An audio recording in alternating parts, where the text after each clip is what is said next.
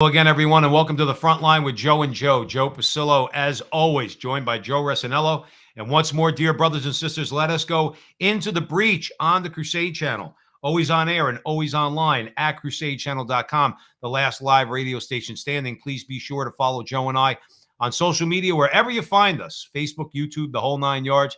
And we're obviously always very pleased and honored to be joining you on the Crusade Channel. Just want to give everybody a heads up. You need to become a member of the Crusade Channel. And just to wet your whistle a little bit, we have some new releases on the Crusade Channel. And as a Founders Pass member, you could have access to all of the amazing content that's on the channel. But just to give you an idea of the Mike Church Show, obviously the King Dude is the King Dude. Great segment. The COVID cabal is a shrinking violet. If we put it in the shadow of the new Christendom, that's with Dr. G.C. Dillsaver. Also, a friend of ours, John Horvat II. He's got episode number 5 of The Culture War, Si Qua Virtus, and Kennedy Hall. Kennedy Hall is now on the Crusade Channel. The Kennedy Profession, the tale of two Republicans, DeSantis and Rubio. Telling you, you don't want to miss this stuff. And you certainly don't want to miss the Frontline with Joe and Joe. So once again, thank you for joining us. We have a great show for you today. These are conversations, Joe and I try to focus on all that nonsense that's going on out there. And as you know, give it our Jersey spin, like a couple of Goombas from Newark. But this stuff is all serious. You got, Donald Trump was such a bad guy. He tried to protect nurses and doctors from having to perform abortions. And he filed a lawsuit against the Vermont Medical Center. Well, what do you think? Joe Biden, of course, ordered the DOJ to drop that lawsuit. Joe and I are going to talk about that. You got Cuomo. Oh, Lord. All you got to say is Cuomo. And I don't mean Chris. I mean Jefe up in Albany. Disgraziat. Haven't called him that in a while, Joe Resinello. I'm happy to call him that because he is a disgrace on all levels, particularly as a so-called Catholic, which I don't even know if he is. I know he was born that. But here's another guy. Look, man, he's fallen from grace, but we're going to talk about that because we all know that he's on his way out. But you want to know something? Is he? One has to ask oneself, is he on his way out? Because you know as well as I do, Democrats could do anything. They could do anything. And they get away with it. And mostly because of what? Abortion. Their stance on abortion. You got listen to the I don't want to use the word on the Crusade Channel. The nerve of the teachers unions are actually trying to sue a parent.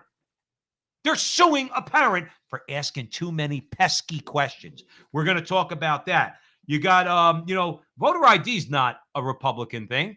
90% of the American people, 90% of the American people want voter ID. It's that simple because it's common sense. You need ID to buy a bottle of Johnny Walker Black. You need an ID to get on an airplane. You need all this stuff, okay? But not to vote? Well, a lot of people, level-headed, commonsensical people say, no, you could show an ID. Gavin Newsome, let me tell you something, Joe Resinello, that dude's in trouble. That dude's in trouble. And I'm hoping to God, I'm hoping to Almighty God. And I don't know that I even probably agree with him on everything. I don't know. Okay. But the bottom line is, Larry Elder is a guy who could beat Gavin Newsom. He is eminently beatable. Okay. And why? Because of all the nonsense that goes on in California. You got the hypocrisy of the left. It was always Joe Resinello, Maxine Waters. She was always the one that really got the vein popping out of your head. Okay. Now it's this Cori Bush. You hear this woman? Yeah, I did. Yeah. Well, I wish I never heard of this woman. Okay. She's another angering person. Conservative movement should fight critical race theory. Joe and I fight that front. That is something that we hammer on. Critical race theory is racism, not reverse racism, not any other name you want to get. It's just straight up racism. It's a lie, and it needs to be confronted as a lie, okay? And that's the bottom line. So we hope to get into everything tonight. Probably won't, because two long-winded Joes from New Jersey. Usually we get through what, Joe? About 3 stories, because we keep on talking. But we're glad you're joining us here. So with all of that, let me kick it over to my brother, Joe Resinello. So let's start off with something from the Federalist. As Joe mentioned, the Democrats are calling for Cuomo's resignation. Ever since the release of the New York Attorney General's report on Governor Cuomo's sexual harassing 11 women, Democrats have been quick to flaunt their outrage. Of course they're outraged, Joe. I'm outraged. That doesn't mean they plan, as Joe said, to act on their words. Joe Biden, though, said recently during a speech that Cuomo should resign, which I thought to be very interesting. But it's unclear whether, obviously, he's going to exert any pressure. And Jen Psaki was been quiet with regard to Cuomo being invited to the next governor's conference at the White House. Does she ever tell the truth? I'll be honest with you. I watch sometimes like her, like clips of it, mostly on O'Reilly's The First. I get that feed and I'll watch like 3-minute clips. And dude, I don't envy that. Dude, she has to lie. I mean, and she's not even that good at it. No. I mean, like, you know what I'm saying? Like, what bothers me about I actually feel like awkward for her. Right. Well, I'm going to borrow a line from you. She makes me itch. Oh, okay. Yeah. She absolutely makes me itch. But I will say this: they accuse Kayleigh McEnany of lying. Kayleigh McEnany got up there into the lion's den with Jim Acosta and the rest of them throwing darts at her. Okay, and she held her own by providing facts and data. Okay, she didn't spin. She told the truth. All right, they said that she was a liar and everything else. In the meantime, she's got to confront them. This woman, Jen Psaki, she gets tossed softballs, and she still can't muster up enough to be honest and transparent with people. She makes me itch. But even like every once in a while, you do get someone who asks her like a good question, right? And she circles back. Well, she doesn't. Like, I mean, at all address it. And sometimes you could even tell that she is uncomfortable almost with what she's saying. Right. But like, because it doesn't like, it's so glaring. Do you remember the movie True Romance? Did you see that back in the day? Sure, I did. All right. A lot of cursing in that movie. It's a movie that like I kind of try to avoid now. I try to avoid movies now like that. But there was a great scene with Christopher Walken and Dennis Hopper. But he goes into the, he's trying to interrogate Dennis Hopper. And Christopher Walken plays a gangster, and he's trying to get information out of Dennis Hopper. And he's talking to him about the tell. All right. Good gamblers know about the tell. Okay. When you're lying, or in the case of playing poker, when you're bluffing, okay, there are things you do that you're not even aware of. And everybody knows this. Psychologists will tell you, you have a tell. Certain thing you do that reveals that you're probably lying or you're bluffing in some way. And a person like a good liar knows their tells. That's what makes a good liar. Like Bill Clinton knows his tells. Well, you always tell that story when Clinton bit his tongue when he got caught. Yeah, he got caught. The camera. They were at Ron Brown's funeral. Okay, Ron Brown, who mysteriously died in a plane crash. Okay, yeah, just like George Patton mysteriously died from the results of a car accident. Okay, and Bill Clinton's at the funeral. He's laughing it up with a bunch of guys, and they're talking on the side of the camera's on him and everything. And you see the clip. As soon as he realizes he's on camera, he bites his lip. He goes like that, like he's got that sad look on his face. The dude is a world-class liar. Oh, Clinton was the best politician, dude, of all time because he's a good liar. Okay, and lying is not allowed because it's a mortal sin. But you understand our point. Jen Psaki. Oh no, she's forget about being in Clinton's league. Nobody's really in his league, all right? Maybe except the devil himself. But Jen Psaki, so obviously that she's lying or that she's not addressing the question that a reporter asked her. And let's face it, she doesn't get very tough questions. She just doesn't. And she's got a pat answer ready to just skirt right around it. Well, that's basically the name of the game. I mean, they pretty much probably give her those answers. You know what I'm saying? Yeah, like if they ask this is what you say. Joe, how dare you?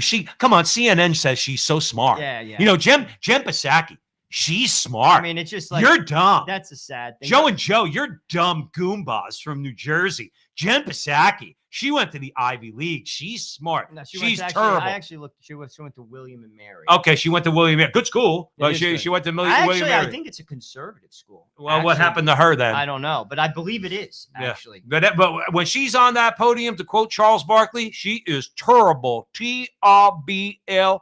Terrible. But God, let's get back to this Straziad. Let's talk what Biden had to say about sexual harassment. He had some pretty strong words. He said, "Here's my position. A woman should be presumed be telling the truth and should not be scapegoated and become victimized by her coming forth when she makes a statement about sexual harassment. Now, obviously, we all know about Tara Reid. That was not pursued by the media. We covered this a while ago. I mean, there was, I believe, an op-ed in the New York Times where someone said, I absolutely believe what Tara Reid has to say, but I'm going to vote for Joe Biden anyway. I mean, the hypocrisy is just absurd. Right. But if I said I'm voting, see, now I want to bring up a point. Okay. And this will tie into Cuomo because he's going to get away with this, Joe Resinello. He will have a political future. Okay. He will have a political future. And the bottom line is, it'll be because no matter what he does, I guess sexually harassing in some way, groping, touching, unwanted, whatever, okay, of 11 women, well, guess what? They're going to move him forward. He might not get a position. He might have to go into hiding for a couple of years. He's still a relatively young guy, politically speaking, and he'll have a future. Why? Because of his position on abortion. That's why. And the women that say that he touched my breasts, he grabbed me here, he touched me there, he did this, he did that, those women won't matter. Joe Biden, the liar, yes, liar. Okay, Facebook and YouTube, Joe Biden's a liar. Okay, he said, here's my position. A woman should be presumed. Audrey Unverfurth in the Federalist has a good question. And Joe just said it. What about Tara Reid? Is she not to be presumed to be telling the truth? But yet Joe Biden got away with doing so. Were her accusations credible? But let me ask you this, Joe Resinello. Donald Trump got in the worst trouble. The worst trouble because he said, I could shoot somebody in the street. He'll still vote for me. Bill Clinton raped the woman. They still voted for him. He's still a hero of the left. Joe Biden did things that we're not going to describe on the front line with Joe and Joe on the Crusade Channel, always on air and always online at crusadechannel.com. Okay, Joe Biden did things to Tara Reid. They let him skate. Evidently, a lot of people still voted for him. Okay. And Cuomo's going to get away with the same thing, Joe Resinello. And it's sad. Well, you know what it is? Obviously, Cuomo had aspirations to run for president. His father did as well. It's over, though. I don't think he's going to resign. But at the same time, I think it's done. Like when his time, comes, he will go away. He'll write a book. He'll be rich. He's already rich. But it's just the way it is. The thing I think that is shocking is how they eat their own. Isn't it like Cuomo in the very beginning of the COVID, scare? Right. He was like the darling. Right. The man was on television every single day. They gave him an Emmy. That's my point. I mean, it's amazing. That's the takeaway for me. And I mean, for anyone hears my voice on the Crusade Channel, always on air and always online. When you make a deal with the devil, so to speak, there's no honor among thieves. And that's the truth. I've seen that even in work, like in life, there is no like pact amongst people who are conniving. And I find it flabbergasting that they just threw him under the bus. Right. I think I know what you're saying. I think sometimes what happens is, look, sometimes, Joe, they get so cold busted. I mean, that's the way we say it in Newark. You're cold busted. Okay. No, you get so cold busted in his case with the nursing homes. Okay. And then they threw him under the bus because to defend that in light of the evidence would be defending the indefensible. So they threw him under the bus. Now, with all this, okay, they're going to throw him under the bus. But again, they love Andrew Cuomo. They just don't like the fact that he got caught. That's what they don't love. So what are they going to do, Joe Resinello?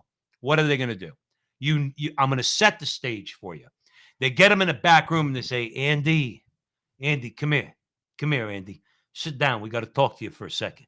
And he sits down. This could be, maybe they don't talk like that, but they say these words. Andy, sit down. Listen, you're going to resign.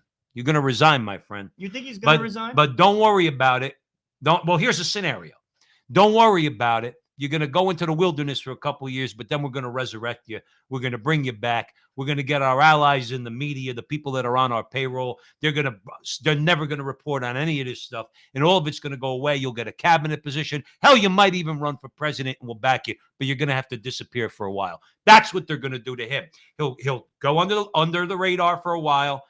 You won't hear from him, okay? Whether he resigns or whether he just runs out his term, you won't hear from him for a while.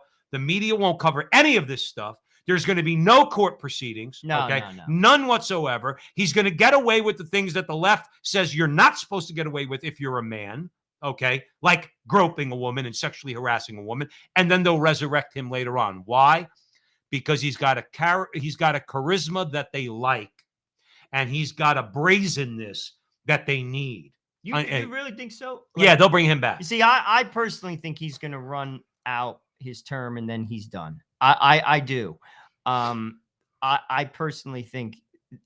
I don't think he has what it takes. Like, he's not like Clinton, who had like 55 lives. Right, you know what I'm saying? Like, he just knew how to like reinvent himself. You know, he'd come out with his Bible in his hand and go to his like biting his lip. Yeah, then like, oh my goodness, I'm sorry. I'm sorry. And don't worry about it. You gotta love me because you remember I was the first black president, not Barack Obama. I walked through Harlem. I got off the bus and walked through Harlem, and I realized that I was home. You know who knew he was full of crap when he said that? Black people in Harlem knew he was full of crap. But I think he's done. I could be wrong, but I think he's done. I think the Democratic Party has moved past people like Andrew Cuomo. Do you think so? This is all conjecture. No, but I mean, to be truthful with you, even like, I think it's more along the lines of, unless they get forced backwards, I think de Blasio is more in line with the agenda of the Democratic Party right now than Cuomo. I agree. Sadly. I agree with you on that. The thing is, I don't think de Blasio, mainly because of the cops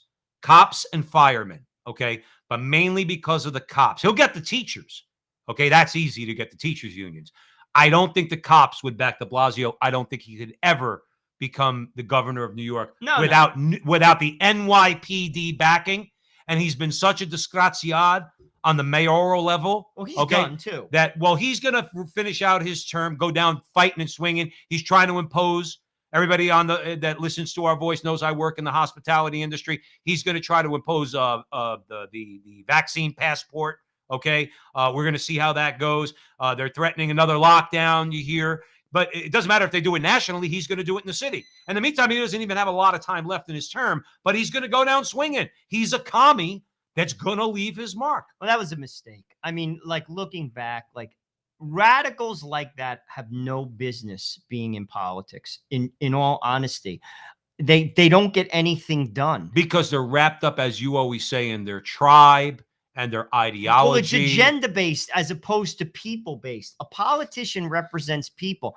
I mean, primarily, if you look at the Democratic Party, if you ask me, and listen, we're from New Jersey. New Jersey is a blue state. I know many people who vote Democrat, straight down the line, functioning people. Many people, sadly, don't care about social issues, to be truthful with you. I mean, it's a sad reality. I mean, those are the type of things that drive me. Obviously, abortion. I believe in traditional marriage. But to a lot of people, that doesn't mean anything. Right. Like, they may have an opinion, but it's not a driving opinion that's going to make them vote this way or that way. And listen, there's a lot of union people in New Jersey, teachers unions, Teamsters, cops, at least where I live. And they vote for the Democrats. I mean, it's always been like that. They're functional people. Do they go to church? Maybe some do. Right. Do they take their faith seriously? Listen, I'm not in their heart, but right. We can't know. But what I will say is the Democrats have morphed into this agenda-driven group of people.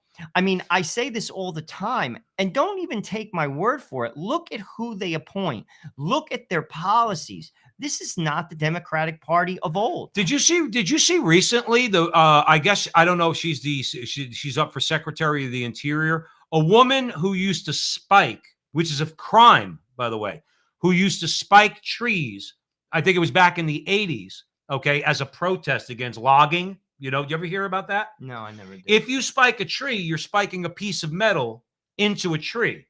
When the logger comes along with the chainsaw, 2 loggers to cut down that tree, the chainsaw hits the spike. Okay. It ain't pretty when that spike breaks apart, or if the spike causes the chainsaw to break apart, and you literally not only can injure someone, you could kill them, okay? You kill them. That's who this disgraziad Biden put up for, I believe, Secretary of the Interior. And Rand Paul and a bunch of them said, we're gonna talk to you about these. These are federal crimes. She bragged about it in a paper, a letter or a paper or something like that. Okay. Like you said, they don't care. They'll do anything. Okay. But when you have the media on your side that shapes culture, Well, guess that's what? the biggest problem. Let's pick this up on the other side of the break. You're listening to the Crusade Channel, your home for the Mike Church Show, Crusade Channel News, the Barrett Brief, and the Kennedy Profession. From sunup to sundown, the Crusade Channel is the last live radio station standing. Stick around. We'll talk to you on the other side of the break.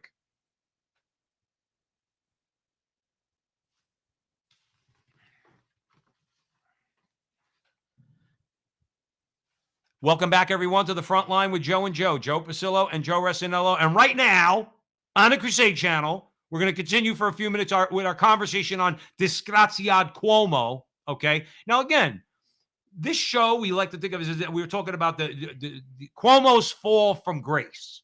Okay. Not that the dude is ever in state of grace, but you understand out there at the Crusade Channel what we're trying to say. Okay. But the question that we're asking, and we asked in the first segment, okay, is are they going to allow, does he have a future? Are they going to allow him to get away with it? Okay.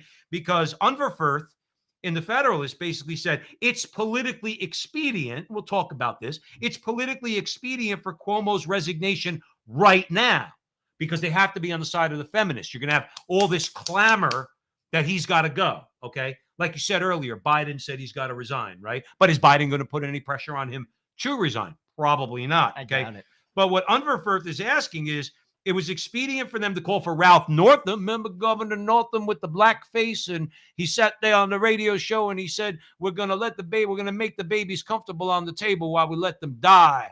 That's what we're going to do. You know why they let out that blackface story? Because what he said in the radio interview preceded that. And it was so atrocious.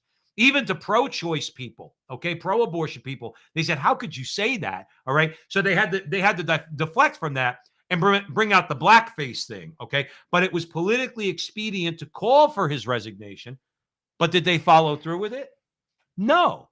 And they're not gonna follow through with it when it comes to Cuomo. Why? They don't want a guy to resign for the things that we say they should resign for, like sexual harassment or letting a baby die on a table or wearing blackface or anything like that, because that would show that we're right and they're wrong, and they can't have that. So what they'll do is, again, they get the media, Joe, on their side, and they start to get very quiet about these Well, that's things. the problem. I mean, I'll be truthful with you. If you want to look at the problem, well, the problem is we've forgotten about God. That's no question about it. The problem, unarguable in my mind. But in terms of just from a secular perspective, if you have conservative ideas, sadly, they just don't get communicated. That's why, if you ask me, the Donald Trump lawsuit that's going on right now against big tech, I'm very interested to see where that goes, because even if he loses, what I want to see ideally that comes out of that is not necessarily that he can go back on Twitter or he can go back on Facebook, but what I would like to see is they take their protection away, because that would really, really improve the state of America, if you ask me. I think you're spot on. More importantly, though, than Donald Trump, okay? Now, on the Crusade Channel, we're talking about a channel that cannot get taken down. That's why you should subscribe and become a Founders Pass member, okay? So Mike Church and what he's doing is combating that on that level. As far as the other social media platforms are concerned, I'm not interested in whether Donald Trump could say what he wants on Twitter, Facebook, and YouTube. I'm interested in what all of us could say on Facebook, Twitter, and YouTube. Because they know, Joe, they know. See, remember something, you have to be very shrewd, as our blessed Lord said. You have to be shrewd. You have to see and try to analyze what they're doing. Why do they want to shut down social media so much? Because they know how effective we could be. Well, that's how Donald Trump became the president, was through Twitter. He said that out of his own mouth. And all he did, by the way, a follow up on that, tell me if you agree. He took the Ronald Reagan model. I was just going to say that. Which is to go over their head. He used modern technology, Twitter, but he did the same thing. The media hated Ronald Reagan for going over their head, and the media hated Donald Trump for going over their head using Twitter. But I'm interested in, like Mike Church has the Crusade Channel, but I want Mike Church also to be on YouTube. Okay. I'm just saying, hypothetically, I want him to be out there on social media also. Okay. I want all people to be out there on social media who think the way we do, not just Catholics, but all people of goodwill who are fighting this culture war. Okay. I want Donald Trump back on there, but I want to be able to say what I want also. Now, we could say what we want on the Crusade channel because we got the King dude. Okay. But when we go on social media, there are quite frankly stories Joe and I can't cover. They'll take us down. Yeah, They took down our producer, Jonathan Ross, up in Canada. All right. For some things involving things we won't even mention. That's unfair because, and again, getting back to the point, why are they doing it? Because they know we make too much damn sense and we're telling way too much truth for them to handle. So they have to. I think you're right. It's going to be interesting to see how the courts see. That's what I that. hope. That's what I hope the outcome is. While I found the Donald to be entertaining, and I think Twitter was much more entertaining when he was on it. It's very boring now, to be truthful with you. In my view, I thought it was much more livelier. I mean, like him or not, he's a funny dude, man.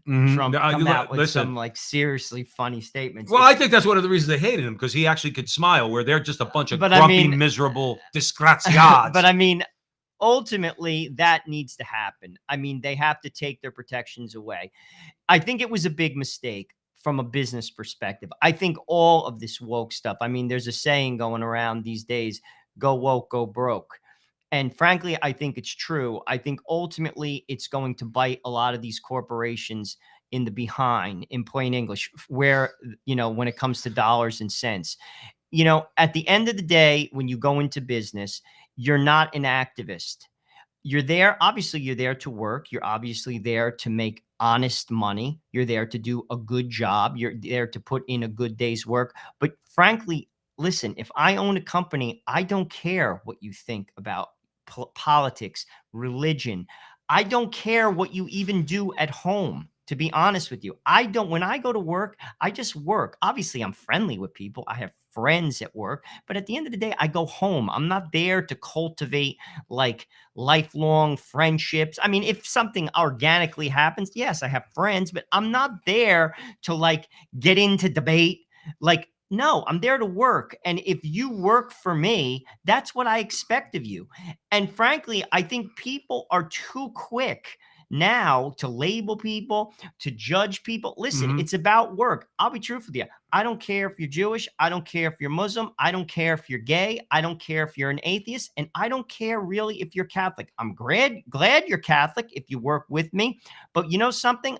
We're there to do a job. And if we're working on the same team, I want you to be able to do it. And if you can do it and you basically do a good job and you're, you know, a friendly person and you get along with people, I'll be honest with you. I don't care what you think. And I think we have to get back to that. Well, here's the thing. What I want is equal treatment in the workplace more than anything else. Now, I'm an outspoken conservative in my workplace. I work with people who have voted Democrat. I don't think I've ever voted for a Democrat in my life. Okay. Just to say, going back to when I first became politically aware and started to vote in elections, never voted Democrat. I work with a lot of people who are reasonable people. I certainly don't agree with them on anything. And I'm a bit outspoken. But in the last couple of years, I've been a lot less outspoken at work. You want to know why? They could say whatever they want. I worked with a gay guy one time when I worked in my last place, okay? And the stuff that came out of his mouth, I never said on a street corner when I was 18 years old hanging out in Newark, New Jersey. That's the type of disgustingness that would come out of his mouth. Throw in the homosexuality on top of it, okay? And I kept my mouth shut. He said some things that were anti-Catholic, anti-Christian. I kept my mouth shut, okay? But he could get away with that. Now, that was about 8 years ago, 9 years ago. But even now, he could get, even more so now, he could get away with that. But if I countered him, if I did open my mouth and said, well, what's the problem with what I believe about you and your lifestyle, okay? I would have been fired. That's the problem I have, is the double standard. Free speech is either allowed in the workplace, and anybody could say whatever they want, okay? Anything they want as far as their beliefs, if you're going to allow it. If you're not going to allow it, then everybody shuts up and does what Joe says.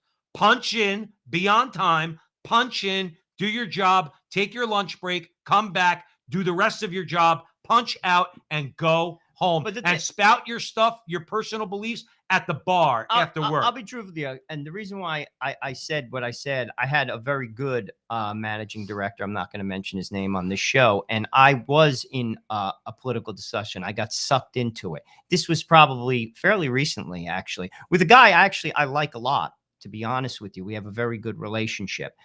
Anyway, we were disagreeing. And it was, I don't want to say it was loud, but it was, we work in cubicles. It's an open area. So, I mean, my managing director heard it and he basically pulled me aside. We had a very good relationship. He's my boss's boss. And he was just like, actually, he said it to the two of us, actually, because he was friends with this gentleman as well. And he basically said, guys, listen, this is not the place for politics in this workplace, because what happens, and what made me think of it is what you're saying, basically, no matter what happens at the end of that discussion, feelings could be hurt. Bitterness can be basically, drummed up. And we're here to work. Right. You see, again, like if I'm running, the tone comes from the top. If I have people who work for me, I don't care what you believe at work. I want you to be a good person. I want you to be friendly. I want you to be open and easy to work with, because we have to get something done. That's the most important thing. If the job doesn't get done, it's all our asses. But I don't care. It's not the place. It's not the place to proselytize. You want to proselytize? Do it by your behavior. Be a good person. Be a person of joy. Be decent to one another. Listen, when I worked in Manhattan, I haven't been there in a year and a half. I work in my basement. I went to mass every day at noon, and everyone knew it. Where are you going? I'm going to church. But at the same time, I didn't stand on my desk and recite the Gospel of John. I didn't tell people how to live. Frankly, I like to think I showed them how to live by being a good person. So my point is, it's not the place. And frankly, I don't want to hear, say, a Jewish person proselytize to me. I don't want to hear, and frankly, they shouldn't have to be subject to my proselytization in the workplace. You're there to work. And why do I bring this rant up? It's a mistake that these companies went in this direction. You're there to make money. You're there to make money. Do you see what New York City's doing? They mandate all these videos now that you have to watch. Okay. So people that work for my company, which is a nationwide company, a lot of states, they don't have to watch de Blasio's propaganda. In New York, you have to watch de Blasio's propaganda. And I'm watching this, and it's all rainbow stuff. It's and all you guys out there at the Crusade channel know exactly what I'm talking about. It's all rainbow stuff, okay? You have to watch. Don't say anything offensive. Well, what about the things that I find offensive as a Roman Catholic man? When you make a statement against the Catholic Church in any way that's offensive to me, what am I, a crybaby? Going to go run into human resources? Now you said something that offended me, and I'm a Catholic. I'm a Catholic. I got thick skin. If you're truly a man, okay, and again, nowadays you don't even know who thinks they're truly a man, okay, grow some thick skin. Somebody says something you don't like, too bad. Or as my 82-year-old Italian mother now says, it's too bad, okay? No, who cares? If you're offended, too bad. If you're offended, stop saying offensive things about the Catholic Church, and I'll stop saying things about what I believe that you find offensive. Well, how about this? Right? If someone says something that's offensive to you, you just go up to them on the side and say, listen, that I find to be personally offensive. I would appreciate it if you didn't do that. I don't do that to you. And any reasonable person, I think, would respond in kind. I want to ask you a question, especially nowadays, the people that are pushing this stuff. And I'm going to ask the question and shut up. All right. Are you dealing with reasonable people? Some people are. I'll be truthful with you. I have actually done that. That's why I bring it up. I can remember this was about 20 years ago. There was a woman that would make a lot of disparaging comments indirectly about the Christian faith. And I confronted her via email. I sent her an email and I just said, listen, I'd appreciate it if you didn't do that. I didn't threaten her, but I called her on it. And I did it through email. You see, there's ways to do things. There's ways to skin a cat. And that's one of them, because you document it indirectly. You'd be surprised how people will back down. Very subtly, I asked, and frankly, we're still friends. I didn't make a stink. I didn't stand on a desk. I didn't get in her face. Joe SNL didn't say he's going to go running to human resources because the woman offended him. And I would never do that either. But at the same time, I don't want to hear nonsense. Right. And shouldn't have to. That's the key right there. You should not have to.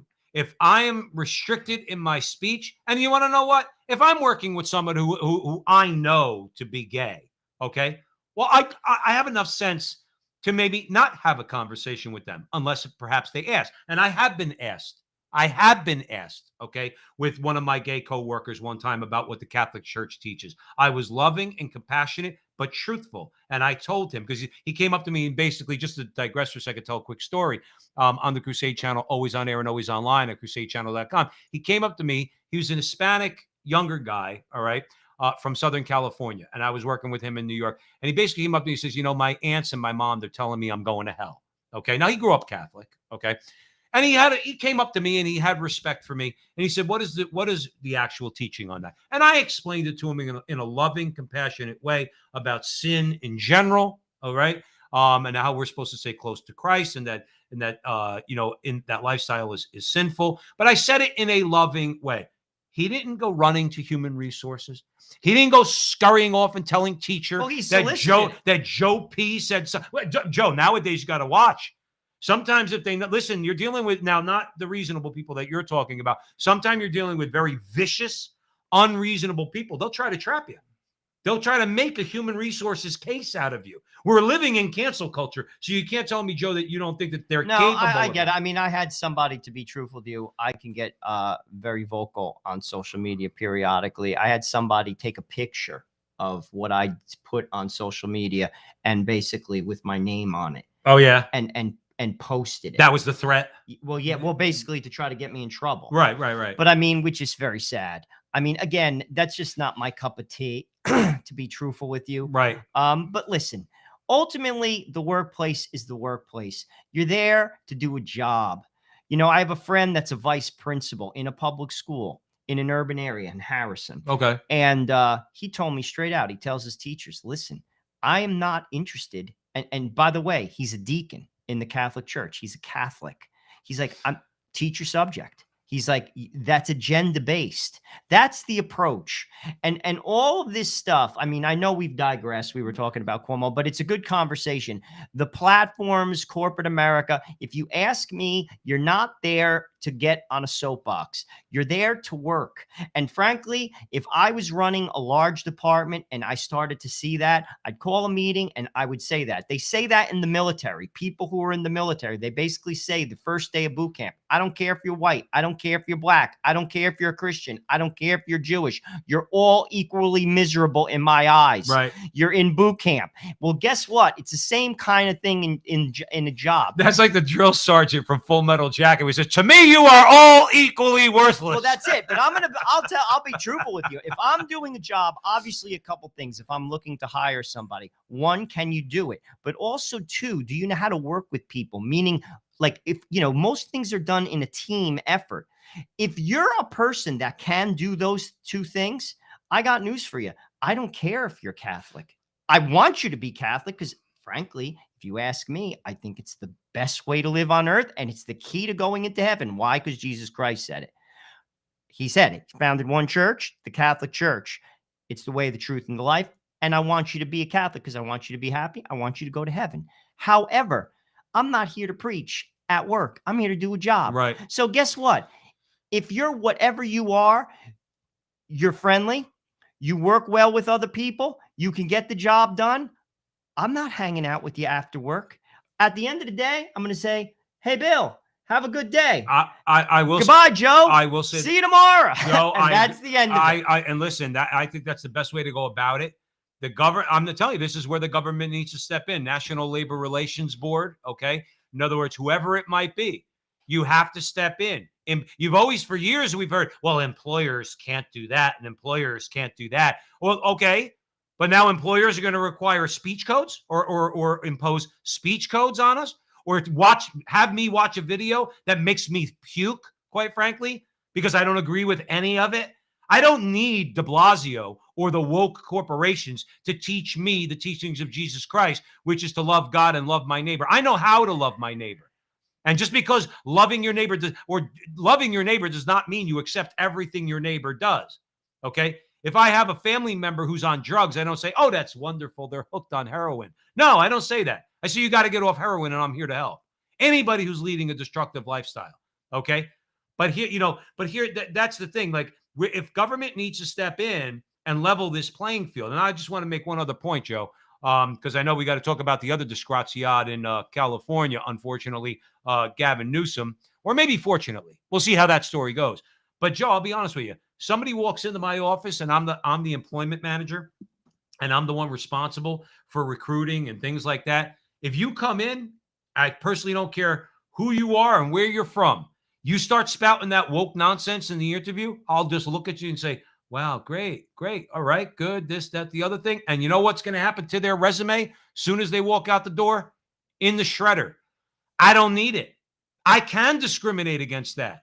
I can. You're not bringing that woke nonsense into my workplace. Not having it. And that's where we got to get to. That's where we got to get to. I think, in all honesty, you're entitled. I respect freedom because I'm an American. You are entitled to believe and say what you want. To be truthful with you, it's just not for the workplace. You see, that's where I draw. Like, I just don't want to hear it at work. Just like you probably don't want me to tell you that you should go to mass. Right. I think this is the sad part about social media. There's great things about social media. You learn a lot of things. You can connect with people that you wouldn't usually see. Like, I have friends all over the country, friends that I went to college with, who lives in California, who lives here, who lives there. You get you tie into their life. Right. The bad thing about it is everyone has a megaphone. And I think almost it bleeds into normal life. Mm-hmm. Life doesn't work that way. But I believe you're free to express your view. Even if I don't agree with it, you should be able to say it. Why can't I say it? Because the way they're now, because again, Joe, what you're talking about is an argument to a reasonable person. When you're dealing with rabid Marxists, they know your argument, Joe. They're smart people. They know your argument. They know the reasonable argument is the one you're making right now. What they do is they try to get all their buddies at the Critical Legal Studies Department in Harvard and all the Ivy League law schools to come up with some legal justification to shut you down because they know they don't have one, not under the First Amendment of the Constitution anyway. So what do? And Joe, not for nothing, way before the Frontline with Joe and Joe, way before we were on the Crusade channel, I used to say this. That's how this was 20 years ago. I remember that's how they're going to get away with it. They're going to come up with this thing called hate speech.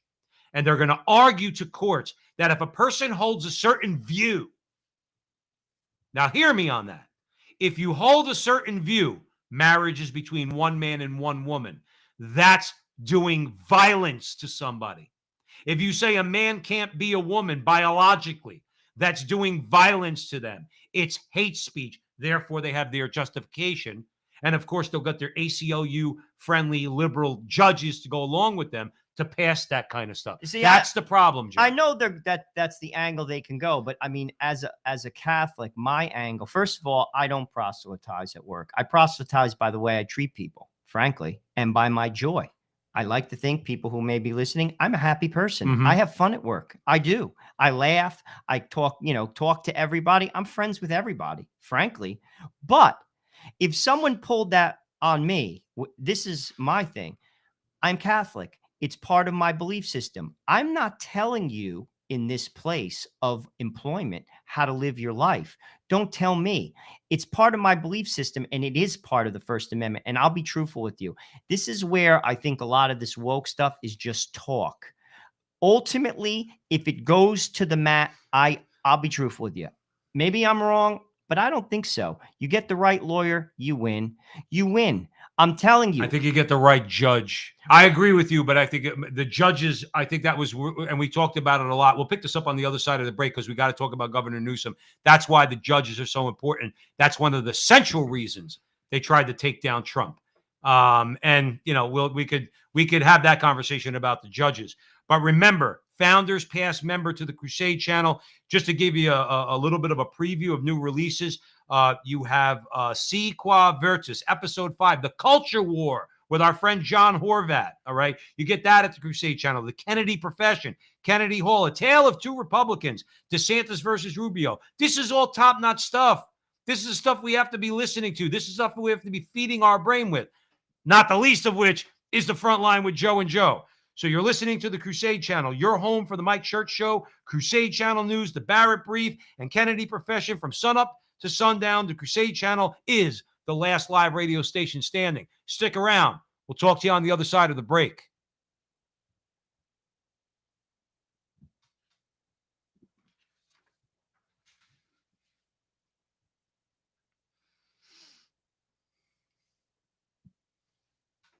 Welcome back, everyone, to the Frontline with Joe and Joe. Joe Pasillo and Joe Resinello in the breach on the Crusade Channel. Always on air and always online at crusadechannel.com, the last live radio station standing. So we went on a little bit of a tangent, but again, that's what us Italian guys do.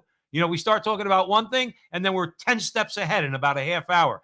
But a great conversation, a lot of important points there, things for us to think about, talk about. Again, we're talking about free speech. Let's pivot. Wait, Joe.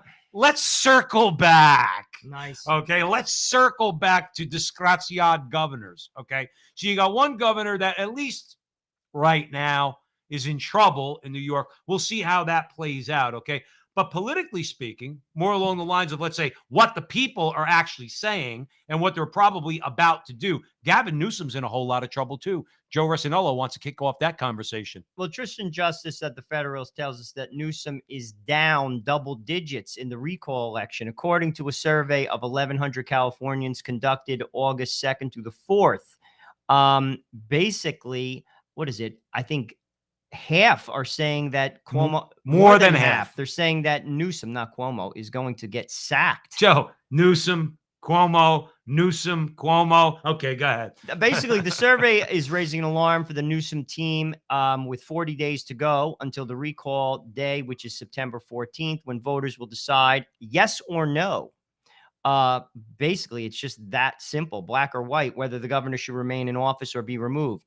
Driven by unrelenting lockdowns and frustration over the state's inconsistent power grid, Newsome is the second governor to face a recall effort on the ballot in state history after voters ousted Democrat Gray Davis in 2003, who was replaced by Arnold himself. Arnold said, "You have to vote for me. You have to get Gray Davis out of office because I have to be in Sacramento because I'm going to be the best terminating governor you ever had." Yeah, that's and you know what? I just to digress for a second. I so was happy because I always thought Arnold was conservative, like he was conservative. All right, and turned out he wasn't. All right, he played that California game. Again, you become governor of California, something overtakes you. You don't overtake it. That is a corrupt state. And there's a lot of people, a lot of stuff out there that have talked about the corruption in California, especially when it comes to how people get elected. But yeah, Arnold took over for Gray Davis, and he was a failure. Arnold was a failure, okay, on top of it. But Newsom's in trouble. Even in California, okay, Newsom's in trouble. Why? Because of what Joe says all the time at the Frontline with Joe and Joe. Overreach. You overplayed your hand. Then on top of it, Joe Resinello, again, this is why social media is important and why they have to allow us to have free speech. Not allow us, we demand it. We ought to demand it and have the government do something about it. Newsome goes to a 5-star Michelin star restaurant with a dozen of his friends. Somebody takes a picture, puts it on social media because dude's not wearing a mask. And people know that, Joe Resinello. They see his overreaches, his heavy-handedness. This dude could have taught Joseph Stalin a few lessons, okay? And then they see the hypocrisy. They see the hypocrisy. And you know what? You throw that in with, like they said in the article, Tristan Justice said about power grids and practical things like energy, you know, like heating your home or air conditioning, okay? And what you get, it spells disaster. Even in a corrupt state like California, it couldn't happen to a worse disgraziad. We hope that they give him the boot. The saddest part about it is California, just from an aesthetic perspective, is utterly beautiful. Mm-hmm. I mean, I traveled for 15 years as an auditor all over this country. I've seen the good, the bad, and the ugly. And I've seen a lot of California, not just the cities. I've driven the coast. I've driven into the interior. California is utterly beautiful. I'm talking about the countryside. I'm talking about the ocean. I'm talking about, I mean, I could recall getting out, being in like Palo Alto, working, actually even working in on Wilshire Boulevard, getting out and walking to work. Nobody walks in California. I did because I'm like a New Jersey, New York guy. We walk everywhere. Just the smell of like flowers in front of people's houses. It's a beautiful, beautiful place. It is so sad what has happened to that state. Sad. Well, what's happened? Terribly. Well, Joe Resinello, what's happened? What have we spoken about before? Now you don't have the smell of flowers on Wilshire Boulevard. You have human feces. You have human feces. You know, and guess what? You know what? Even in a corrupt state, the people, I mean, look at all the people that are leaving California. Now, unfortunately, they're bringing the politics with them to states that don't want their politics.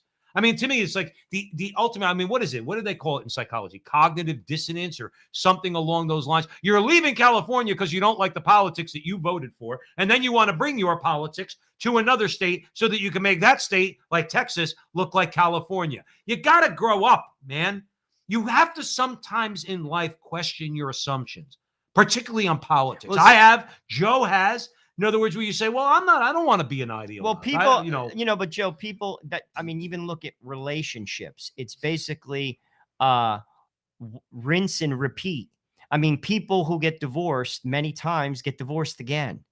Because sadly, they bring the same nonsense that was in their first marriage to the second marriage. Right. It's the same thing with like, I mean, people don't reflect.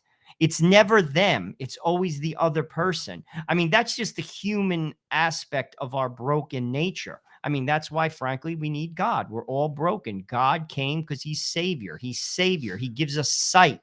I just had a conversation with a friend of mine from high school on social media about that very subject. I know people who make minimum wage through the church, people I know who go to church. They're not big earners. Frankly, they have more common sense than some people who are highly educated because their eyes are open. I mean, I just heard recently you talk about California. The governor of Idaho, which a lot of people from California are moving to Idaho, called the state a dumpster fire. I mean, after a while, when you try something, whether it's in politics or it's in life, and it fails consistently over and over and over and over and over again, you have no success whatsoever. Don't you want to eventually reassess? Do you Sane people do? No, but well, successful people do. You see, successful people are introspective. They think about things. They're also open to saying, I was wrong. That's not right. Let's correct this. Mm-hmm. This can be done better. Right. Sadly, there's a schizophrenia in politics that's sad, and I see it consistently. I see it on both sides of the aisle. They can't see past their own tribe. They can't see past their own ideas. They can't say that, you know something, maybe I was wrong. Mm-hmm. I was wrong there. You know, let me think about what you're saying. Very difficult. It's gone. Joe, it's all gone. Introspection, challenging your beliefs, okay? Looking in the mirror and saying, you know, a famous story from a few years ago. Back in the day, I used to be an actor. And when you were an actor in the 80s and 90s, particularly in the 90s, that's all you wanted to do was be in a David Mamet play. You wanted to be in American Buffalo or Glengarry Glen Ross. I really liked David Mamet. And then he made movies like he wrote The Untouchables. And he wrote and directed other movies. David Mamet was a darling of the left. A darling of the left. I'm using him as an example, but this happened with a number of people. As an actor, Ron Silver, he went through the same thing before he died. He tragically died of cancer. He had a political conversion. David Mamet, later on in life, okay, after a successful career, after being a darling of the left, they loved him to death, okay? He said he had a political conversion. And he said flat out, I had to ask myself, do I really believe this stuff? That is not easy to do. It's not easy to do, okay? To look in the mirror and say, I've been voting Democrat my whole life. I consider myself a liberal, even a leftist, okay? And do I really believe it? And the answer he came up with was no. No, I don't really believe this stuff. And he was subsequently then vilified by the tolerant people, the so-called open to ideas people on the left. Ron Silver went through I hated Ron Silver at one point. He was a vicious, vicious leftist. He would say things about Republicans that people like meatheads say now. You know what I mean? Ron Silver, God rest his soul, before he got cancer, he had a political conversion. The same thing, Joe. But you know what that requires? Humility. Humility, saying to yourself, I don't know everything. I've changed many of my softened many of my political positions because of my faith in Jesus Christ and the teachings of the Catholic Church. I consider myself, I think, truthfully, no longer an ideologue. When I was a kid, I thought more ideologically. Well, I can't believe that because then I'll be a communist. It's a bad way to think. But I've had to go through that to a degree to say, well, I now question my position, let's say, on just laissez-faire capitalism. I don't think it's a good idea. No, we should take care of the environment, not the way the wackos tell us we should, but we need to be good stewards of the earth, okay? So there is a room for some government intervention from time to time. These are things when you start to think and use your brain and your God-given reason and stop thinking ideologically, okay? You start to either soften and or change some positions. That's what people like David Mamet did. That's what people like Ron Silver did. They were vilified for it. Okay. Ron Silver went to his grave with them calling him the worst names in the world. Okay. And the thing is, a guy like Newsome, getting back to him, he's in trouble because people are saying, is this working? Joe, they're maybe being a bit introspective. They say, well, obviously people defecating in the street and the governor of Idaho called us a dumpster fire. Maybe we are. And maybe we ought to do something about it. Dude, do you ever see a picture of the governor of Idaho? No, I haven't. Bro, the dude's got like a beard. Like, I kid you not. So he really is from Idaho. The cat's got like one of those, like, who's that, like, one rap producer? He does like a lot. I can't think. He's pretty eccentric. He's got a beard down to the middle of his chest. Yeah, I'm not sure, but I can't believe I can't think of his name. Anyway, he looks like a character. And he's like, when he threw out the dumpster fire deal, I laughed to myself because the guy looked like he was sleeping next to a dumpster, dude, with the beard, crazy ass beard. But the point is, again, we have to step back from that. I think as a people, I mean, I like to look at, I don't even consider myself a Republican, frankly. I look at ideas. I'm with you on that. I look at ideas. I'll have a conversation with anybody, frankly. The problem is we're labeling people. We're labeling people. We have to stop it. Like, people, listen, again, we're Catholic, right? We're Catholic. Under it all, God created everybody. God also calls us to love everybody. We have to talk to people. There has to be conversation. Do you know what I'm saying? But you're good. But the thing is, you're good at that because you have a heart that really believes what you just said. And you are a person of goodwill. Okay. You can talk to people because you're not an insane ideologue. Okay. When you're dealing with insane ideologues like Gavin Newsom, the problem is, Joe, not your willingness to speak to them. They're not willing to sit down across the table and have their ideas challenged. And let me tell you something. If you truly are a person in this world who is seeking truth, not a relative truth, truth with a capital T, you need to be able to have a conversation with someone who's going to challenge you, or else you're never going to grow. You're never, ever, you're going to stay stuck in your little box that you put yourself in. Usually nowadays it's a political box. And then you're just going to try to game the system to get as much power as you can, which is what a guy like Newsome and a guy like Cuomo does, until people who have eyes to see get fed up and say, I don't like this anymore. I like that beautiful country that Joe Resinello was talking about. I like the Pacific Coast Highway. I like the ocean. I like the mountains. I like these things. I like San Francisco Bay. I like Napa Valley. And if somebody's crapping in the middle of a vineyard, I want them arrested and taken out. I don't want to understand them. I want them arrested and taken out. Same as the streets of San Francisco. And I think people may be starting to come to that point. And Larry Elder, Joe, I don't know if you want to talk about him. Don't count him out. No, I know. I mean, I think he'd be better than Arnold. I would agree. But I think the reason we had a really good interview with Josh Mitchell, he's a professor at Georgetown. You could look it up on our social media on Veritas Catholic Network. He's super duper smart. Oh, absolutely. And a great guy. Super, super person. And he talked about, basically, he wrote a book about political tribalism and how it's basically tearing the country apart. It's because it's become people's identity. You see, my identity is I'm a Catholic. I'm a Catholic. I'm a child of God. And frankly, I like to think I treat other people that way, not as a Catholic, but a child of God, even if we disagree. I don't wish you harm. I don't hate you. And frankly, that's the way you should look at me. It's not the case, though. I have seen this even in my own family. The tolerant people are the most intolerant. Robert George actually just posted this. I follow him on social media. He talked about how considerably, like the percentage is considerably higher on the left with regard to people writing people off. I don't write anybody off. Christ didn't write anybody off. If he wrote people off, he would have wrote me off many years ago. Believe it, but he didn't. You see, that's got to stop. That's got to stop. You see, it's not a Christian idea to write people off. Mhm. He didn't write off Zacchaeus. He didn't write off the woman at the well. He didn't write off Peter. He didn't write people off. You see, that's what's part of the problem in the dialogue in America. There is none. Everyone's got into their camp.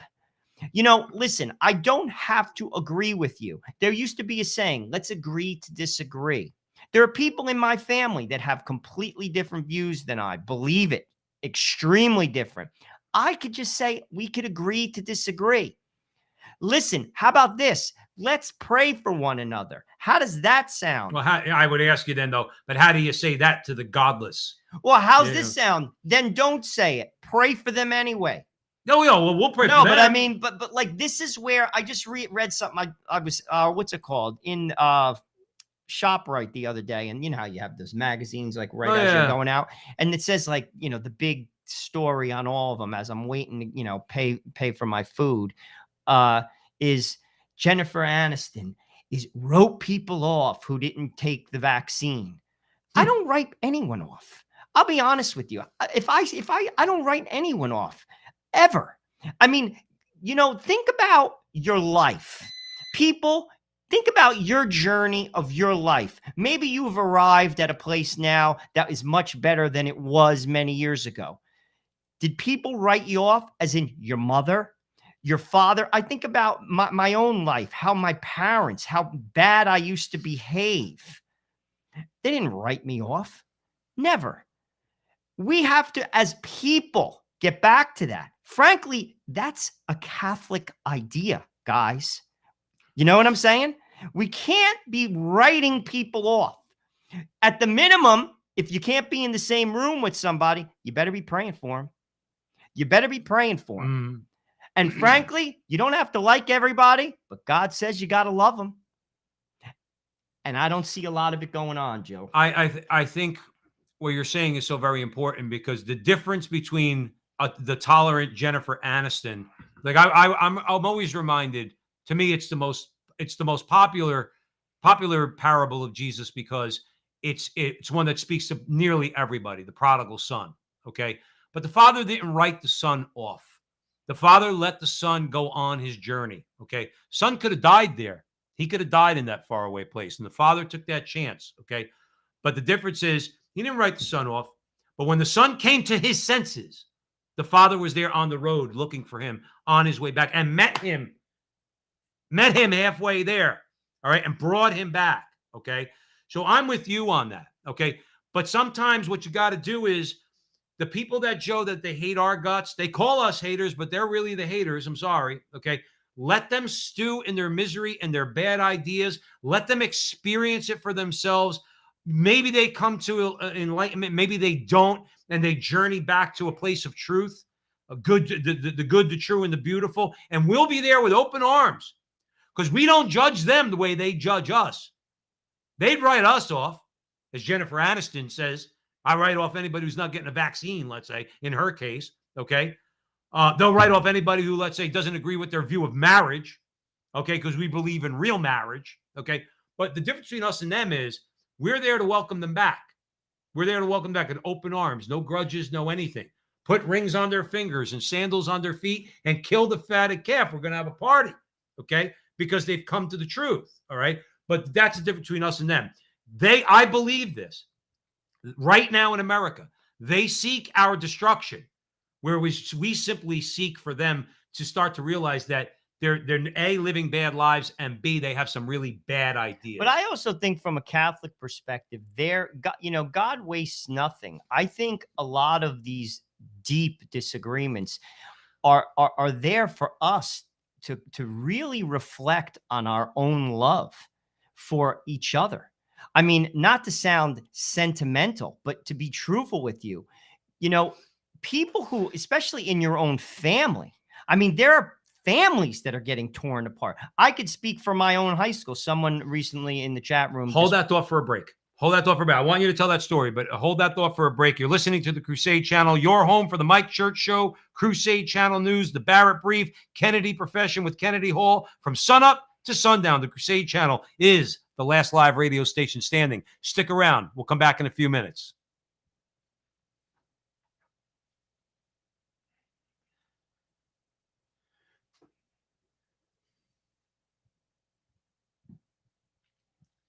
Welcome back, everyone, to the front line with Joe and Joe. Joe Pasillo and Joe Resinello. Way in the breach on the Crusade Channel. Always on air, always online at crusadechannel.com. Joe Resinello was talking in the last segment about love. Joe, I'm going to hand it back to you. I could just speak for like my own high school. Someone in the chat room who I just recognized, I won't mention her name, that I was in homeroom with for 4 years. She now relocated out of Jersey into Florida. And I could remember at our 30th reunion, they basically, I mean, we had a pretty tight class.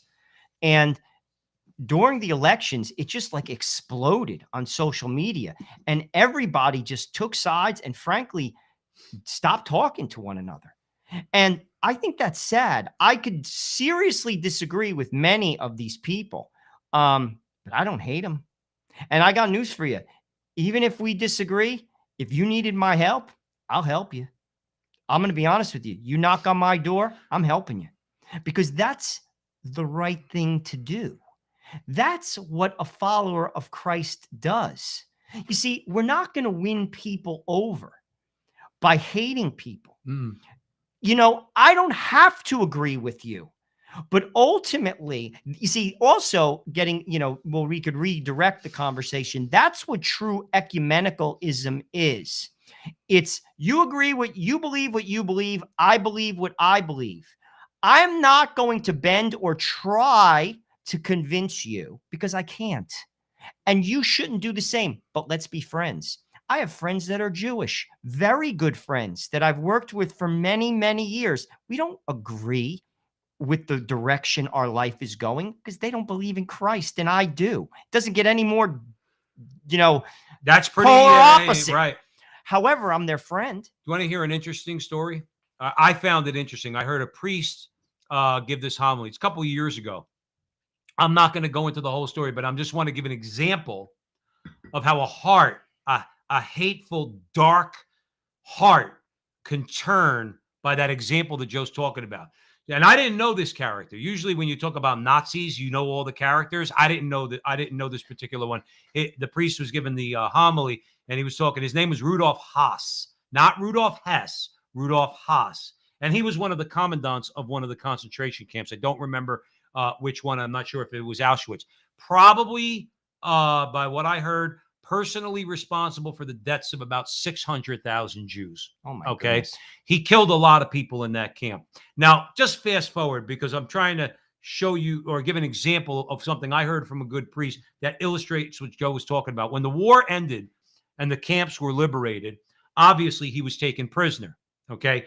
And the prison guards, all right, were the Polish who were being the Polish people who were being oppressed and really brutalized by the Nazis while the Nazis were running these concentration camps in Poland. Okay. He fully expected that these Poles were going to treat him horribly. Okay. Treat him like dirt or whatever. They treated him with love and maybe not, I don't want to go so far as to say respect. They treated him with compassion, pity, with love. They fed him. Okay. They didn't hurt him. They didn't do anything like that to him. That man, that Rudolf Haas, before he was executed, he called for a Catholic priest. He called for a Catholic priest because he said, I need to confess my sins. He was moved to repentance by the example. Those people, had they treated him the way he treated them for, let's say, the 3 or 4 years that the Nazis were in Poland, okay, let's say running the concentration camps, he might not have asked for repentance.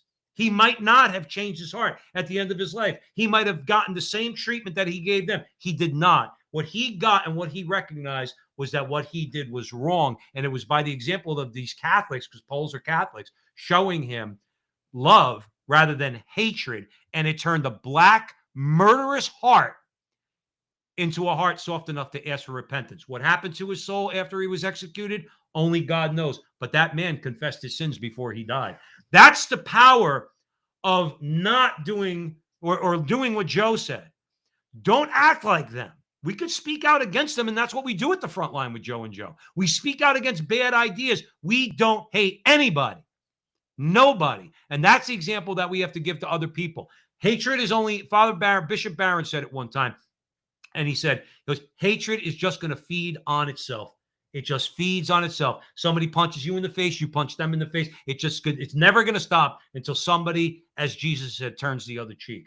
Well, that's the power of Christianity, and that's the power of the saints. And that's why to be honest with you, we practice our faith. That's why we pray. That's why we receive, forgiveness in the sacrament of reconciliation. Often that's why we go and receive the Eucharist. You see, that's the answer. Because a lot of the things that Joe has just talked about, you see, that's not natural. You see, I can tell you in my own walk with Christ, which has gone on for quite some time, there are so many decisions that I have made in my life since I decided to follow Jesus, I would never have made. They go against logic. They go against making money. They go against many things. They go against my own desires. You see, we have to go against these darkening times. It's easy to fall into them. I do a lot of, I don't participate that often on Twitter, but I do look at it. I'm not going to say I don't. And the hatred that spews from social media. Now, I've done it. I'm not going to say I don't. I try not to. I'm trying to get better. Know why? Because I have friends on social media that don't think that the way I do. Now, does that mean that I compromise my beliefs? Absolutely. But how am I communicating them? I'm starting to ask myself that a lot more. You meant absolutely not. You don't compromise your No, beliefs. Yeah. no, I'm not. But how am I communicating my belief? Sure. It's important. It may be more important than what you're saying. You see, here's the thing. It's not about winning an argument. It's about speaking the truth that guides people to the truth, which is Christ. This is not a debate. This is not like we're not in a court of law where there's a winner and a loser. The idea is you want to make that person a winner and point them to the truth. And I got news for you. If we don't do it in a manner that shows that we care for that person or love them, we're not going to do it. I agree. And it's all about ego, and it's not about God. Right. The only time I think, along the lines of what you're saying, the only time I think it's important to win an argument, in a legit debate, not the nonsense you see on cable news shows, that's not debate, is if there's an audience that you're debating in front of. Classic kind of debate. Sure. You know what I mean? All right. And then you want to make good points and everything else. You are in a fight, let's say, against the other person to win over others and make a reasonable, better argument to the people watching. Joe's exactly right. So outside of that, where you're trying to reach other people, when you're dealing one-on-one, I've known this from my life and I've had to change. Getting angry, trying to score points, trying to say, aha, I got you. Okay. That gets you nowhere. It just, even if you're right, even if you're 1000% right, that person's not going to change their heart. They're not. In other words, you really do have to understand what you're trying to convey. The truth of the Catholic faith is what we're conveying. Okay. And really know how to do it. Winning the argument in a one-on-one basis, that's not the goal. The goal is to plant seeds in the person's mind so they start thinking about what it is that you're offering. Okay. Because I've lost, I would say I lost, maybe I have lost a couple friends over it, but I've really cheesed off a lot of people. And I had to self-reflect and say, you know what? Even though I know that I was right, I should not have done that. Well, it's I, more of I it's shouldn't more of have. my approach. Like I again, you know, I have to think of how I'm saying things, and also sometimes to be merciful. Mm. Be merciful. Listen, we have to be people of the Beatitudes. That's what Christ said, right? Christ said the way to get into heaven, think about the Beatitudes. That's the, I'm not like a lot of those Beatitudes. I'm going to be honest with you. I'm not very meek many times. I'm going to be honest with you. I'm not trying to pretend like I'm some hard ass, but I'm not. Not in my house or in my views. I have known people. I could think of one gentleman, Rich Williams. He wasn't even a Catholic. He was one of the best Christian examples I have ever witnessed in my entire life. There was something about him. He was almost like a what's the guy Gregory Peck in To Kill a Mockingbird. Atticus he had Finch. that way about him. Rich went to the University of Pennsylvania. He was my friend's dad. I grew up with his son. He went to the University of Pennsylvania, and he was an all-American goalie. He was a good-looking man, tall, stately, and he taught English as a second language in Paterson, New Jersey. He's a guy that could have been a banker and made tons and tons of money. He had the mind of an engineer. He was a good-looking man. He had a good presence, and he was just gentle. And you know what he did? He became a Christian in college. He was never a Catholic. He was a Christian, self-professed Christian, smart guy. He went to Iceland with his family because he said at the time that it had the smallest percentage of Christians, and him and his wife lived there for a decade. My friend Rich was born in Iceland, and I got to know his dad. And I remember when I was a kid, I hurt my leg. I had an operation on my leg. His dad came to visit me because he knew that Rich was my student, and he basically came to the house. He was just a nice man, but he had that meekness, not weakness. He was gentle. Well, that's always the mistake that people It make, was meekness and weakness. But to be honest with you, that is a virtue. Right. I don't have that. Right. I wish I did. My father had that. My father was like that to a degree. You see, this is how we have to, if we want to change the world and change society, I got news for you. And this is the truth. And listen, I believe it. I am fairly well read on the Catholic faith. I have taught it for many years in many different capacities. RCIA, I've taught it in pre-Cana. I've read many books. I'm not tooting my own horn, but I know a thing or two about the Catholic faith. You're never going to argue anyone into the door. You're simply not. You have to be ready for the answer when that opportunity comes up. What we have to do to win that side over is we have to love them into the door. We have to be joyful. People have to see our life, and that is only done through animation, through the sacraments, prayer, and fasting. There you go. That's a great way to end that segment. Wait, Joe, I gotta give one. It's like our boy Tom Gugliotta says, "Do all things with love." St. Paul. That's right. That's right. And again, that doesn't mean we don't get angry. That doesn't mean that there are not a lot of things to get angry about. But at the end of the day, when you're dealing with somebody one-on-one and you're explaining the truth, the real truth, okay, then you have to, you have to do it with love. Do all things with love. So you're listening to us on the Crusade Channel, always on air and always online at thecrusadechannel.com, the last live radio station standing. So where are we headed next, Joe? Well, this is an interesting story. We're going to talk a little bit about the University of Vermont. This is coming from LifeSite News. Joe Biden's Department of Justice has dropped the case that was initiated by Trump, which held that the University of Vermont's medical center had broken federal law by forcing a nurse to help commit an abortion against her will. This is a disturbing story, if you ask me, because it goes against everything we just talked about, respecting someone else's beliefs. It also, if you ask me, goes against what it means to be an American. We're not here to coerce people. Christ does not even coerce people. We propose, we don't impose. Why? Because you can't force people to love. You can't force people to love. It doesn't work. Here's the story. In 2018, the University of Vermont Medical Center had assigned a nurse to an abortion despite knowing that she had been on a list of conscience objectors for many years. She had been told that she was going to help a patient who had suffered a miscarriage. And when she discovered that she was actually going to be participating in an elective abortion, was pressured to go through with aiding the procedure despite the presence of others who could have taken her place. Now, let's talk about this right now. Why would you do that to somebody? Like, why would you do that to someone? I'll just use an example of, say, Catholic and Jewish person working in the same place.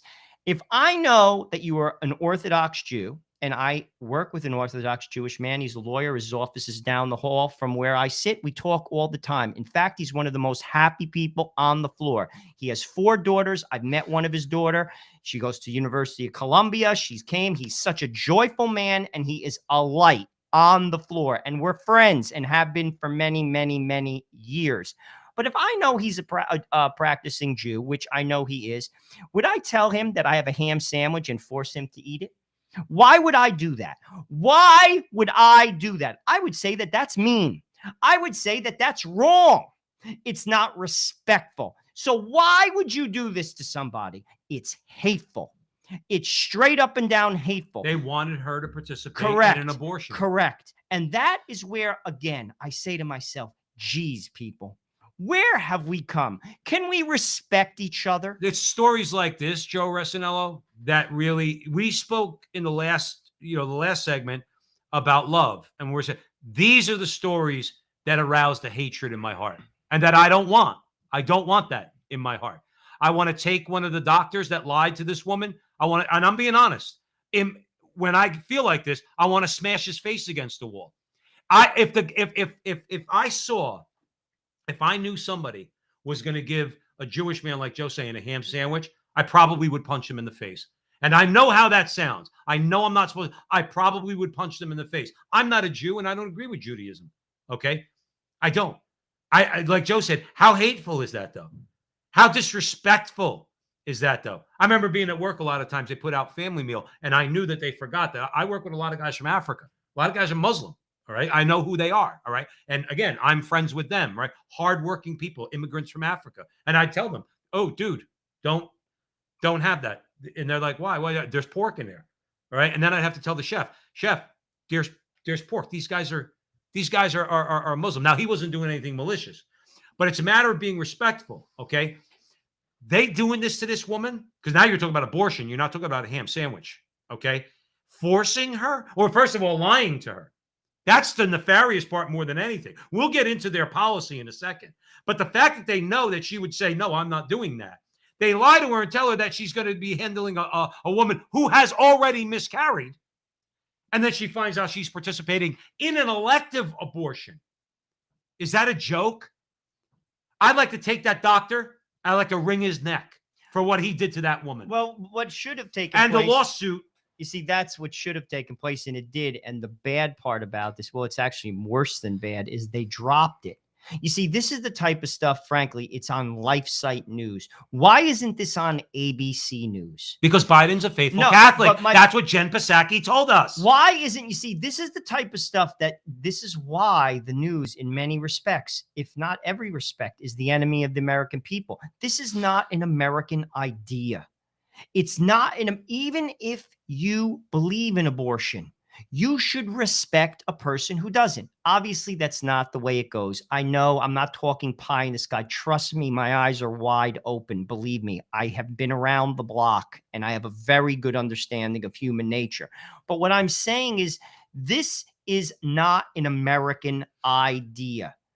And then, to make matters even worse, they don't pursue it. Now, during the course tell everybody who dropped it. Becerra, who frankly has no business being in that role. We all know that. Again, this is moderate Joe Biden. Everybody who says, oh, he's going to be a centrist. No. Javier Becerra is nothing but a radical. He's hardcore. Radical. And this is a dangerous idea. He's had the nerve to say to senators, well, I didn't persecute any nuns. What are you, smoking crack? You think we're all... See, bothers me about a guy like Becerra. You think we're all stupid? He says, oh, I never sued any nuns. Oh, no, but your office did. The state of California did. But you were responsible for it. You're talking to senators and us, by extension, like we're all stupid. That's what I dislike about a guy like Becerra. And then in a case like this, they're so open-minded. Well, why aren't you open-minded to that woman who does not want to kill another woman's baby? What's wrong with that? It's got nothing to do with health care. She was having an elective abortion. Abortion's got nothing to do with health care. What's the problem, Javier? What's the problem? Because he's a hardcore radical leftist, and they want to just like the Jews in the Old Testament were forced to eat the pork and they got killed because they wouldn't. All right, it's the same impulse, Joe Resinello. I'm going to make you do it because I can. That's what it is. I'm going to make you do it because I can. That's the message here from Biden and Becerra. Well, I also think, underlying it all, just knowing human nature and, basically living in the world. I mean, again, I'm not living on a hill. I'm in the world. I mean, I work in corporate America. I live in a community I live in the most densely populated state in America. I work and play with all types of people. People who basically know deep down that something is wrong sometimes want to push another person to do that as well. They say misery loves company. It's like when you're a kid, people will be like, you do something wrong and you'll tease somebody who doesn't want to do it. Because you want them to get in trouble too. Right. I mean, that's on a much more elementary level, but it's kind of the same behavior. I heard this recently from, what's his face? We just interviewed him. The dude from Erie, PA, Justin. He does You're Amazing. That guy. Fatica. Yeah. I was listening to him. He has a pretty active social media presence, and he said basically healthy people heal, wounded people hurt, and he's spot on. People who are healthy don't hurt others. They don't. They don't try to drag. Wounded people hurt people. Sometimes even I if I'm say insulted, I'll check my mouth because I'm quick to say throw a barb out. But why am I doing it? Because I'm hurt. Right. Wounded people hurt. Healthy people heal. Can we bring it? But I would say this. Let's get a little theological here for a second. But you got to remember something. Underneath much of what we see around us, we know who's responsible for it. We know where the impulse comes from. It comes from Satan himself. Because what are we dealing with in this culture? We're dealing with lies. We started out talking in the first segment about lies, people standing on a podium, and they lie right to your face. We know they're lying. They continue to lie. Who's the father of lies? Satan. Why do we know that? Jesus said so. That's how we know that, okay? And here's the reason why I'm bringing it up, Joe. It's piggybacking on what you said, okay? He knew from the beginning he was doomed, okay? Because of a choice that he himself made. He didn't have to make it, but he made it. And he hates us so much that he wants to drag us down with him. Misery loves company. He knows he's going to hell, okay? He got cast out of heaven, knows he's going to hell, and then he wants to take every other creature, angel or human being, with him. It's the same impulse. I know I'm doing something wrong, but I want you to join me in doing something wrong. Well, I don't want to. I'm going to force you. I'm going to force you. And that's what they did to this woman. That's what they did to her. And here's another thing. Just during the course of the investigation, the Office of Civil Rights determined that the medical center maintains, the veins popping out of my head, Joe Resinello, maintains a policy that admits to circumstances where UVMMC can and will force staff on pain of adverse action or discipline to participate in abortions against their moral or religious objections. Is this a joke? We've had conscious rights in this country for 200 years. Now, all of a sudden, you can't object to participating in abortion, or else what? What culture are we living in? Cancel culture. You get fired. You can't so now, unlike the king who forced the Jews to eat pork, and he basically flayed them and threw them into the fire along with their mother, Okay. What do they do nowadays? Well, they don't do that. Maybe not yet. Okay. Now they just take your job away. Well, but you want to go against us? Fine. You could do that. You're not going to have a job. You're not going to be able to feed your kids. You're not going to be able to put food on the table. You're not going to be able to put gas in your car. You're not going to be able to heat your home. You will perform that abortion. You will kill that baby. These people are not evil.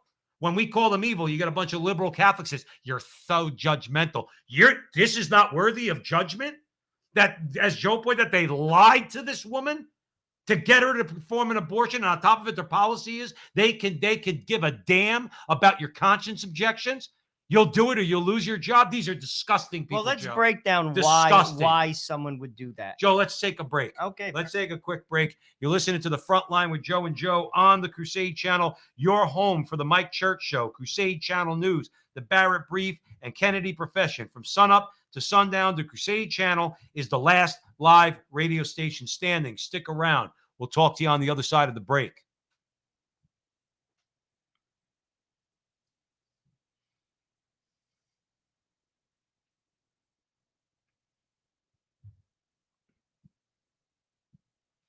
Welcome back, everyone, to The Frontline with Joe and Joe Pasillo and Joe Resinello. So I abruptly cut Joe off at the end of the last segment. With that, I'm going to hand it back over to him. But let's look at why someone might do that, other than the fact clearly that they're on the wrong side of the argument. I mean, clearly, even in if you believe in choice and I believe in life, putting that aside, forcing someone to do something clearly is an American idea, particularly if it goes along with your conscience. But why would you do that?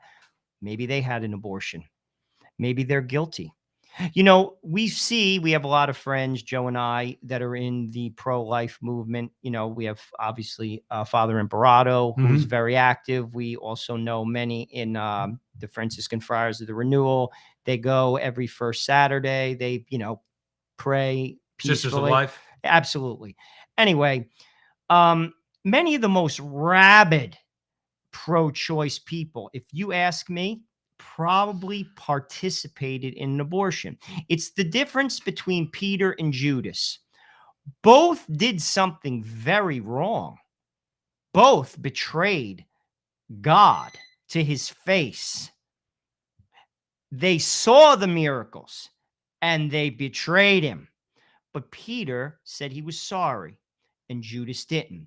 You see, and when somebody doesn't say they're sorry, it manifests itself like an open wound. It becomes gangrenous. That is one of the things, to be honest with you, I know that intellectually, but I also know that when if I do something particularly that I'm embarrassed about, and when I go to confession, I know there's always that voice that says, don't confess it. Always. And that's the devil. Don't confess it. But intellectually, I know that if I don't confess it, it's like a wound that dirt is in it. It will get worse. And that is what a lot of these people are. They're wounded people. Again, the maxim. Healthy people heal, wounded people hurt. It's an absolute fact. It's a fact. People who are healthy, even from when you were a kid. I mean, I look back on people that I've known my whole life. People who act a certain way, there's a reason behind it. You see, that's in a way that doesn't excuse their behavior. Clearly, what they did was horrible, and there has to be consequences for that. The courts should not be dismissing a case like this, like Javier Becerra did. Clearly, that's the wrong approach. But when we look at that person, it's the proper way. Like if you look at Father Fidelis, who goes, if you ever want to follow someone who's very interesting, he's probably, if you ask me, a giant in the pro-life movement, maybe one of the biggest actively in America right now, located in New York. He recently was in Brooklyn, and I saw some pictures. I mean, people were blowing smoke in his face.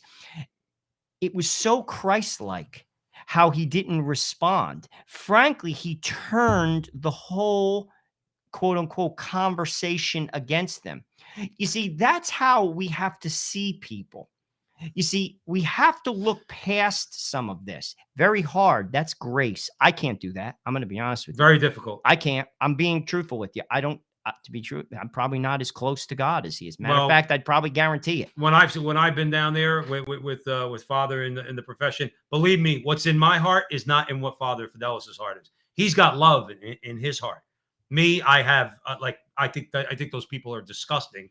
All right, but I maintain my composure because he tells you to. Okay, but yeah, remember it's interesting, Joe, because when you're talking about, let's say, Father Fidelis, and again, he was being mocked.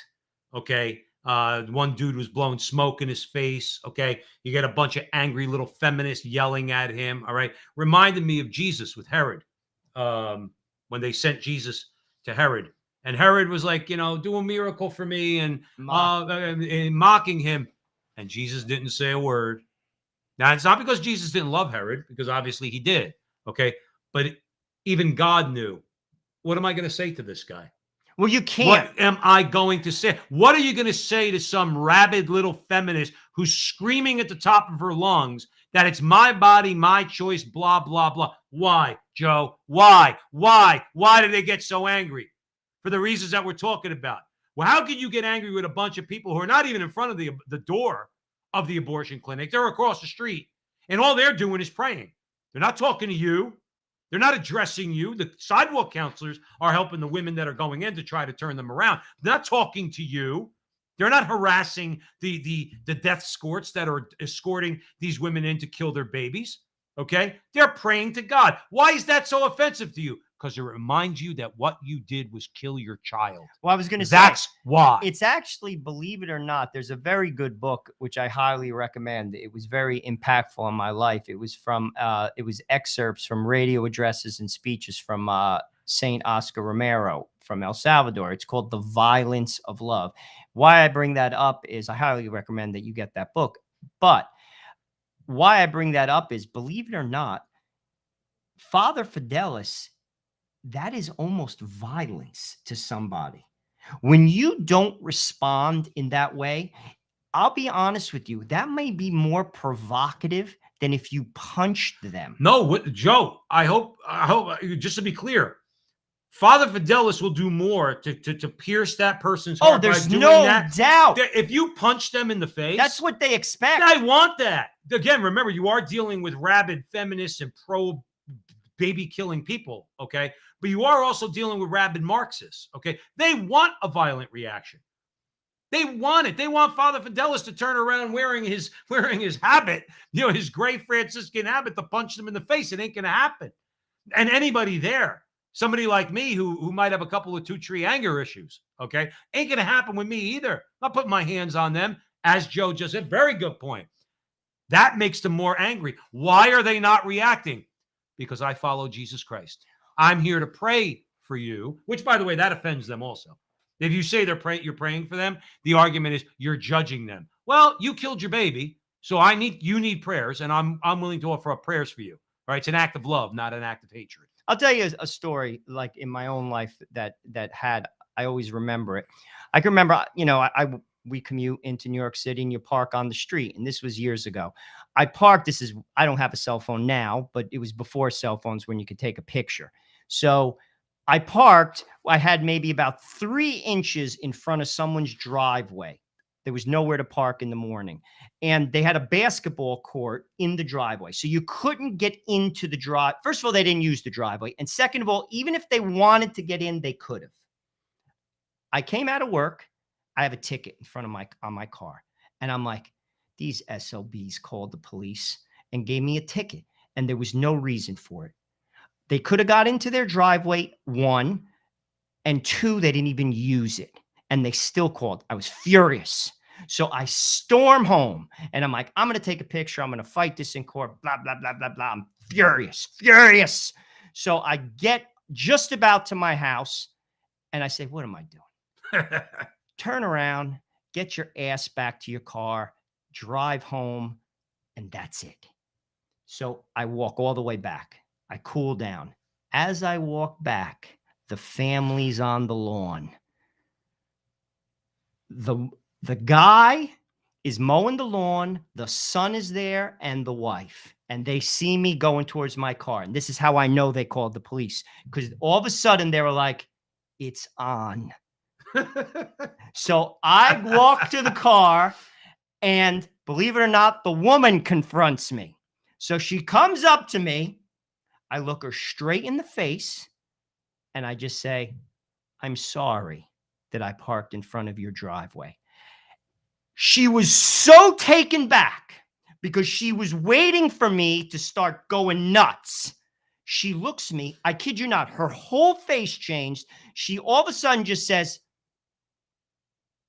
I didn't know who you were. I'm sorry. I never met her before in my life. She was so taken back. That is the power of Christ. It took me to walk. I had to walk 20 minutes before I got to that point because I wanted to kill her. But do you know how many times? I mean, seriously, you look at the violence that goes on in America. Okay, do you know how many times an incident like that could turn into something that's just way out of control? They were waiting for it, Joe. Right. They shut the lawnmower off. It was like they were preparing for war. But what you did was disarm them. What they're armed with is your reaction, or what they think is going to be your reaction to this ticket. You disarm them by remembering what we're supposed to be and what we're supposed to do as disciples of Jesus Christ. Okay. You apologized on top of it. Not just, okay, forget it. No, you went, I'm sorry for parking. They're completely disarmed. They don't know where to go from there. They don't know where to go. I remember. But I remember you telling me that. I would only do that. I don't bring that up because, to be honest with you, I didn't want to do that. And it took because you want to start you called the cops. I wanted to go nuts. You dirty rat. But it's like Lee J. Cobbin on the waterfront. You ratted on us, Terry. I wanted to go nuts. But this is the decision to follow Christ. You have to go against who you are. That's not who I am. I'm going to be honest with you. But God's way is the right way. And it always leads to a better way. You see, that's why we're in where we're at in America. We've forgotten that. We have forgotten that. And that's why our politics stink. That's why our marriages stink. That's why our friendships stink. And that's why America is in the gutter. We have to get back to a place where we respect one another. And we find that with God. Well, only way. Somebody ought to tell Biden and Becerra, two supposed faithful Catholics, that's what Jen Psaki tells us, that they need to go to confession. Roger Severino, and then we'll move on to the next story. Roger Severino, now he's the former director of the Office of Civil Rights. He basically said Biden Becerra's HHS directs DOJ to abandon lawsuit against Vermont hospital that forced a nurse to assist in abortion against federal conscience laws. Quote, such a politically motivated backstab means it's open season on pro-life doctors and nurses. We got to fight. We got to fight against this. We got to let them know. In other words, I read somewhere that basically, hey, listen, I don't trust anything Republicans say that they're going to do. They never do a damn thing.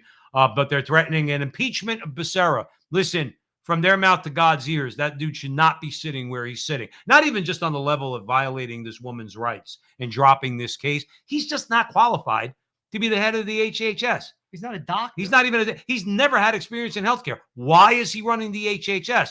Because he's going after the Catholic Church. That's Becerra's position. That's what faithful, devout, whatever word Jen Psaki uses to describe disgraziad Biden.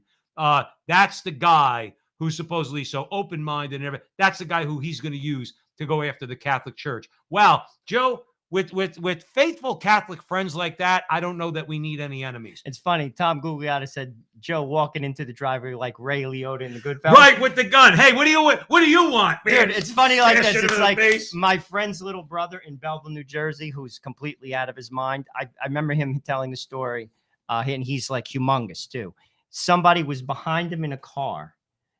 They did something. Him and his friends got out of the car with 2 baseball bats and bashed in their windshield and went back in their car and drove away. Yeah, that's what you get in New Jersey when you park at someone's driveway. Listen, on one level, we should do the right thing. Okay, I got yelled at by a cop over the weekend because I was picking up my wife from the airport, and the cop yelled at me. My immediate reaction was going to be, "Why are you?" Like I was going to yell, "Why are you yelling at me?" Instead, I rolled down the window and said, "Officer, my wife's right there. Where can I go to pick her up?" Pull down there. He goes, "Pull down there, and you can pick her up." Thank you, officer. In the meantime, I wanted to say, did you have to yell at me like that? Well, the reason but why in Jersey, stuff like that could really. It could go. And here's another thing. My wife's from Massachusetts, and I tell her this because I grew up with psychopaths. Some of them were crazy. That's a story. That's a real story. I always say this: you never know who you're dealing with.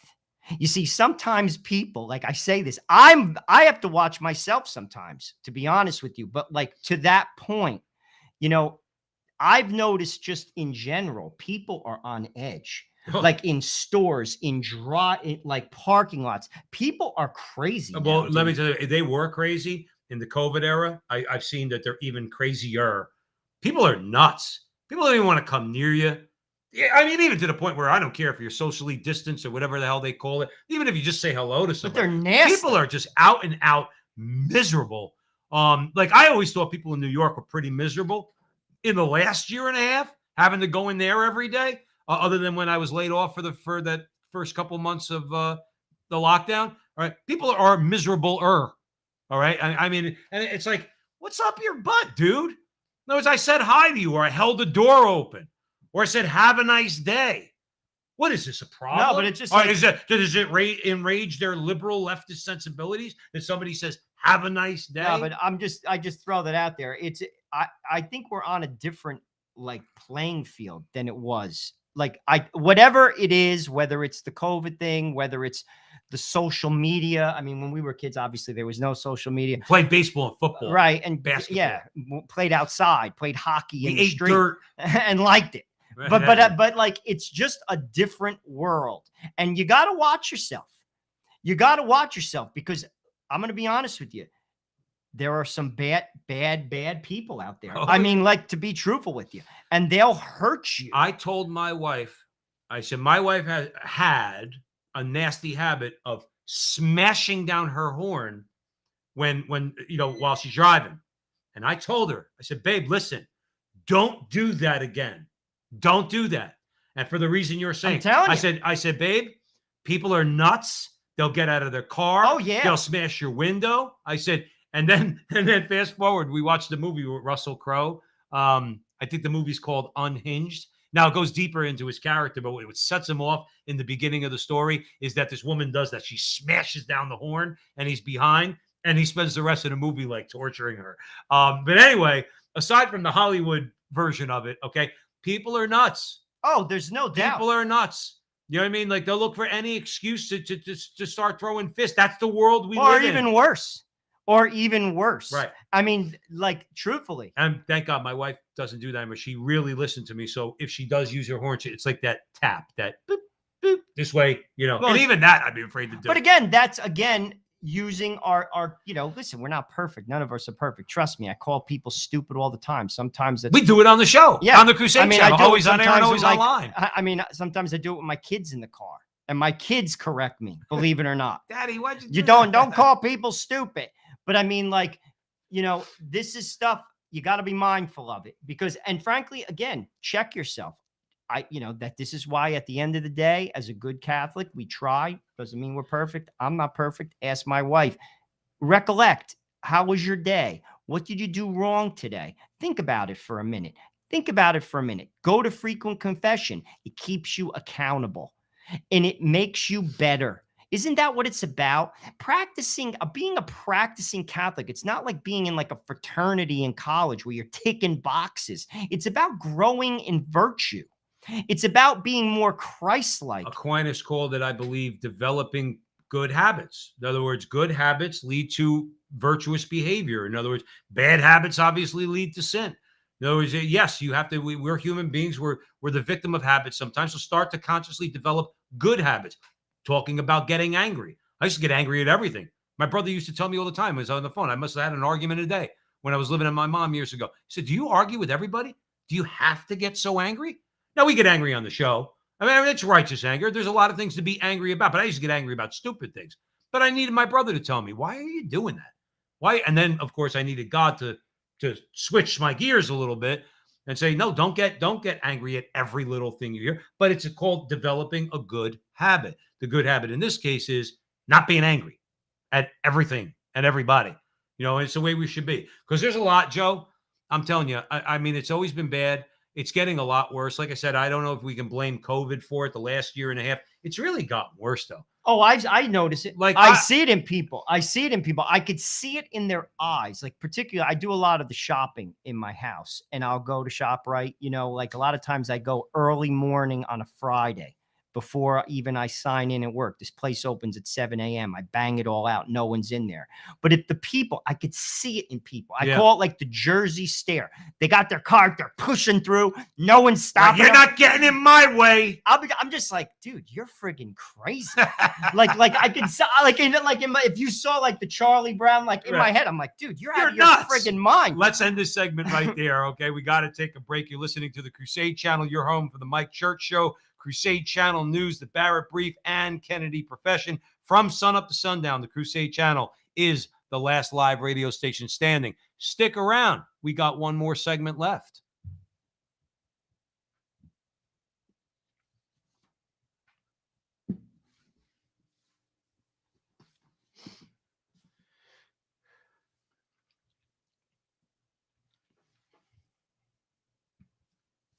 Welcome back, everyone, to the front line with Joe and Joe Pasillo and Joe Resinello, way in the breach on the Crusade Channel, always on air and always online at thecrusadechannel.com, the last live radio station standing. And remember, we encourage everyone to become a Founders Pass member. Okay, you get access to all of the amazing content on the Crusade Channel. Just a couple of examples.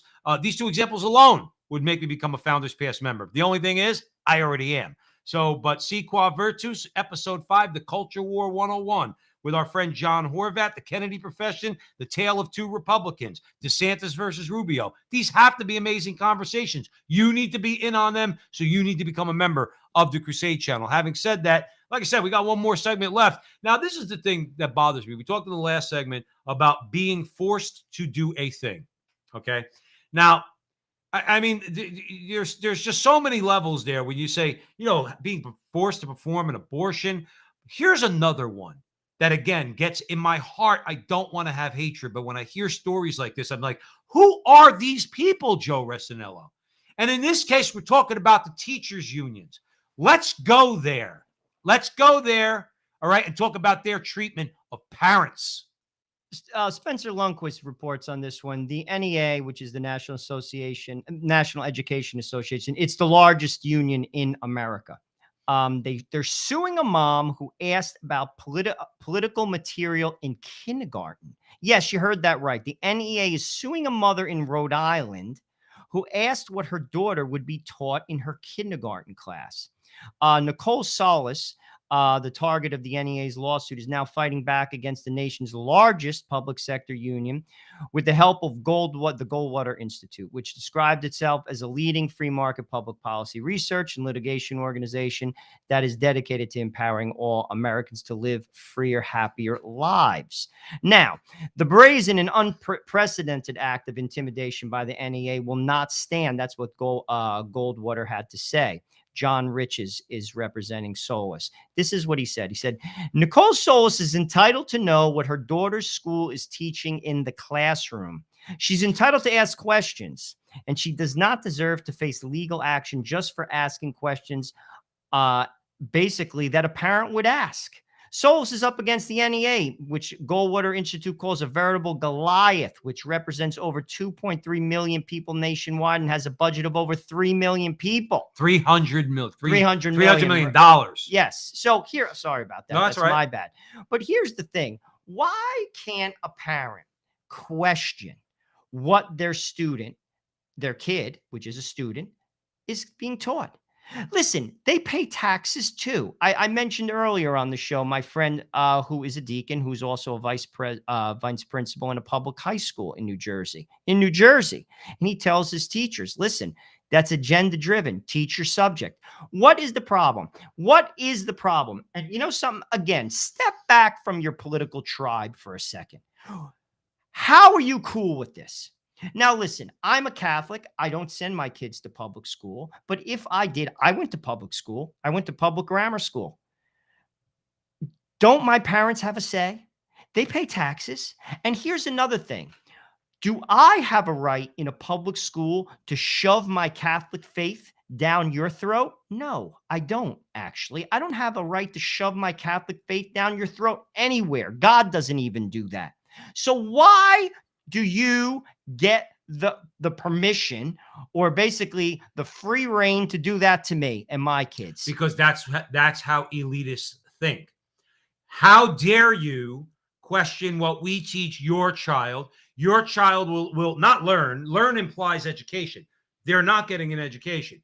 So I use the word loosely, but they'll learn what we tell them they need to learn, like the 1619 Project, or all white people are hateful simply because of the color of their skin. And that you as little kids, you should hate each other if one is white and one is black. And a mom turns around and says, "What are you teaching my kid? I pay tax money. You don't have a professional existence if it wasn't for me." And these scumbags, because that's what they are. That's what they are. God forgive me. They're scumbags. They're suing this woman. It's one thing to try to shut her down, but they're trying to set a precedent, which will shut down any parent. This ain't going to stand up in court. No way. No way this is going to stand up in court. That's why go woke. It's what Joe always says. They've overplayed their hand. You're suing a parent? What's a judge going to say about that, Joe? Step back from like how you vote. And I don't think enough people do that. I love the gentleman from South Carolina, the senator. He had the Police Reform Act. What the heck? Why am I drawing a blank? I can't think of his name. Tim Scott. Tim Scott. Common ground, common sense is common ground. And I think he has something there when he says that. Common sense says a parent has every right to question what you are teaching my kid, particularly if it's utterly and absolutely offensive. And again, schools, that's not the way I see your roles. You ever hear that term, stay in your lane? Well, stay in your lane. I'm the parent. But obviously, again, I've been around. That's not the way things work. Clearly, there's an agenda. That's, if you ask me, where the Democratic Party has gone wrong. They're in power now, and I got news for you. This may go on for a lot longer than we think. Hopefully not. Ultimately, though, all regimes, look at history, they collapse. Look at Germany, for instance. Germany had a really bad 20th century. Horrible. For about 80 years. It began in about the early, maybe 1910. World War I. Crushed. World War I. Their frigging, their financial system fell apart. Basically, the Deutschmarks were worth nothing. You had a brain drain after World War II. Your country got leveled. Then it was divided and occupied for how long? And it took almost 100 years to come out of it. Look at Poland, how long they suffered. Long time. Look at the outcome of Poland. Poland is no country is perfect, and you're never going to have, Christ's reign on earth. Even when Christ was on the earth, when he walked on the earth, not everyone agreed with him, and they saw the miracles. Well, we're never going to have a perfect state on earth ever. But Poland is a lot more Catholic than America. Why? Because they suffered. Ultimately, what I think is going to happen is America is what Cardinal George said in Chicago. God rest his soul. He said, "I will die in my bed. The cardinal after me." Obviously, it's not going to be the cardinal. It's not going to be Supich. But he's just using that as a point of reference. Will go to prison. The cardinal after him will die. And the cardinal after that will rebuild society from the ashes. Well, Cardinal George died in his bed. Cardinal Pell did go to prison. Right? Yes, he did. Maybe not a Cardinal of Chicago. Cardinal Pell did go to prison. 18 months. All right. And was exonerated. Okay. Exonerated. All right. And yeah, Cardinals, faithful Cardinals, they'll start to die soon. It might not happen in America. It might not. It's happening in China. All right. But yeah, China, that wonderful country that we're supposed to be all tolerant of. all right, and do business with, and let LeBron James go and make another $100 million with, that never abuses anybody's civil rights or human rights. No, they don't do that. You'll see cardinals getting clipped in China. But this No is question about it. But this is where basically God works. God's hand is in everything. His hand is in everything, and he sees everything. Maybe it will be through this trial that we will see a change, because like it's funny. I read the Magnificat in the morning, and I was telling my wife just recently, it talked about basically the exodus of the Jews from Egypt, and they didn't trust the word of God, and they didn't trust Moses. So what happens? He goes, "You don't trust me? 40 years you're going to suffer, and everyone's going to die in the desert." God said that to the Jews in flight, because what? They weren't listening to him. They weren't trusting him. So he put them through a period of time. That's, if you ask me, what we're seeing. I think ultimately, because it's about salvation. Father Rutler says all the time, he's like, this Christianity that we have nowadays is, you got Christianity, Christ without the cross and all that. But one comment he made along the lines of what Joe's saying, God loves us. God is a good father. That's why he punishes us. He loves us too much not to punish us. What kind of father is it, Joe Resinello? You're a father of 4, technically a father of 5, all right? But one's still in the womb. What kind of father lets their kids just do whatever they want? Well, it's not. You can't have a house. You're not going to have it. You're going to have any order. You're going to have any joy. They're going to have any happiness. All right, but you get these tolerant parents. Oh, it's just going to be wonderful when little Johnny comes home and says he wants to be little Janie. I'm not exaggerating. Kate Winslet, the actress, said that. I love that I live in a world where my son or my daughter can come home and be anything they want. Well, then you don't love your child, Kate. The father who loves his child, when his child comes home and says, "Daddy, my teacher told me that I could be a girl. I want to be a girl." The father says, "Get out of here." All right, and punishes him. Well, not punishes him for that, but steps up and does something about it. You don't let your kids just do whatever you want. What kind of father does that? And yes, America deserves to go through what we're going through right now. We deserve it, Joe. I'll let you go. We deserve it because of allowing 50 years of legalized child murder. But the thing is, when you don't listen, there are consequences. It's like you either learn, like, again, using the reference of I'm a father, I just said this recently, you either learn things in your house or you learn them on the street. And the people on the street are not going to be as merciful as your parents, like the police or bad people, when you do the wrong thing. I mean, this morning I went to get bagels and I saw this young girl. She probably was like 17 years old, parked right next to me. I was going into the bagel shop. The way she was dressed, and she was with her boyfriend. I mean, I just said to myself, damn, that is so sad.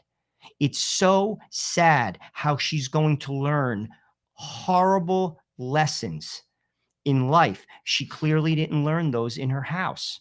You see, that's what America is. It's happening in America. We didn't learn the lessons.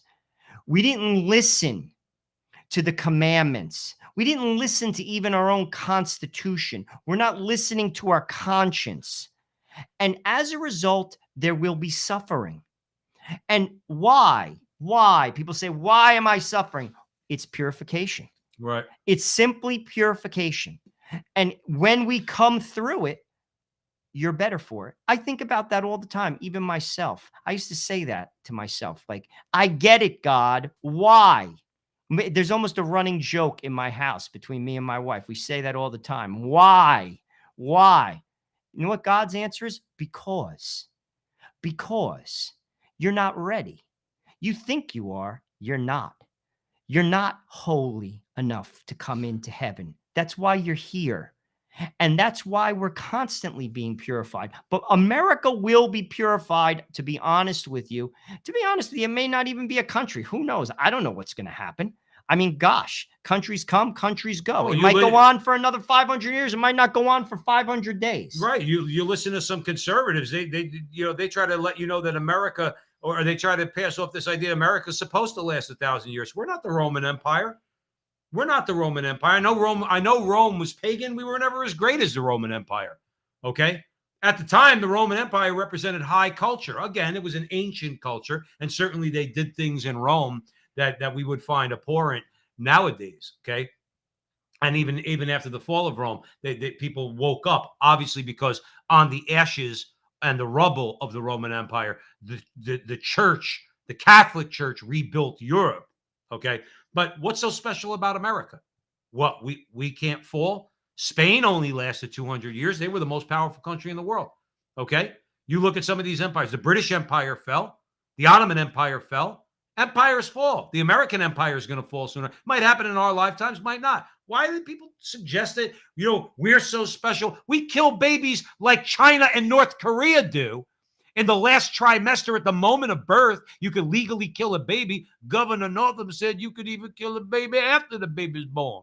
That's what he said. And we're blessed by God. Well, I got news for you, Sean Hannity.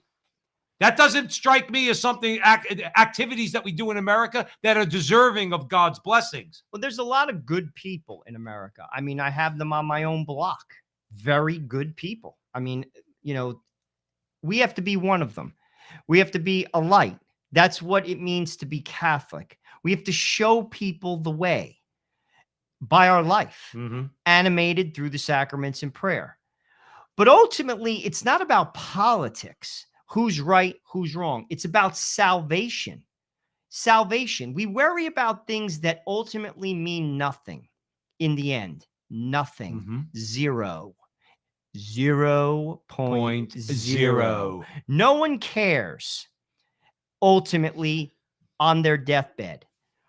What they care about is when God says, good and faithful servant, come and inherit the kingdom. That's the goal. I want to make a distinction, though, Joe Arsenal, just so we're clear. And I know you know this, okay? But a story like this story about the teachers union that's suing Nicole Solas, this parent who questioned them, okay? This is not a political story. This is an example of the spiritual battle that we're in. Who's the victim in this story? Nicole Solas? No, her child. That's where it's the spiritual battle. They want to corrupt the child without the parent being able to say, I'm not going to allow you to corrupt my child.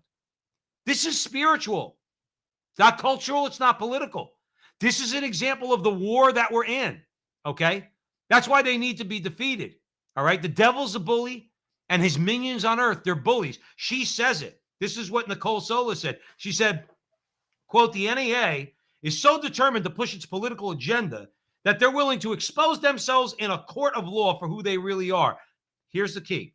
An association of bullies eager to challenge a stay-at-home mom who simply wanted to know what her daughter was being taught.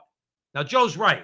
Ultimately, political squabbles, taxes, immigration, things like that, they can get to a spiritual level. This is part and parcel of the spiritual battle right here. The protection of our children.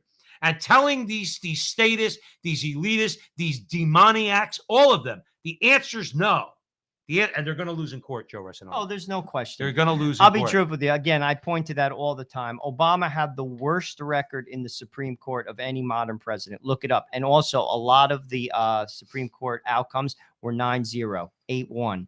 I predict that Biden will have a worse record when it's all said and done. Well, he hasn't done anything.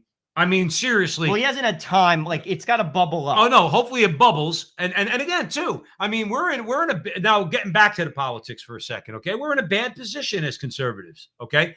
We sat here at the Crusade channel, Joe and I, okay? We've been on Crusade how long? 2 years. 2 years or so. We've been doing our show for the last 3 years, okay? And we seriously, you know what? The best thing about Donald Trump more than anything else, Joe, what did we say? Judges. We're getting let down by them. We're getting let down by them.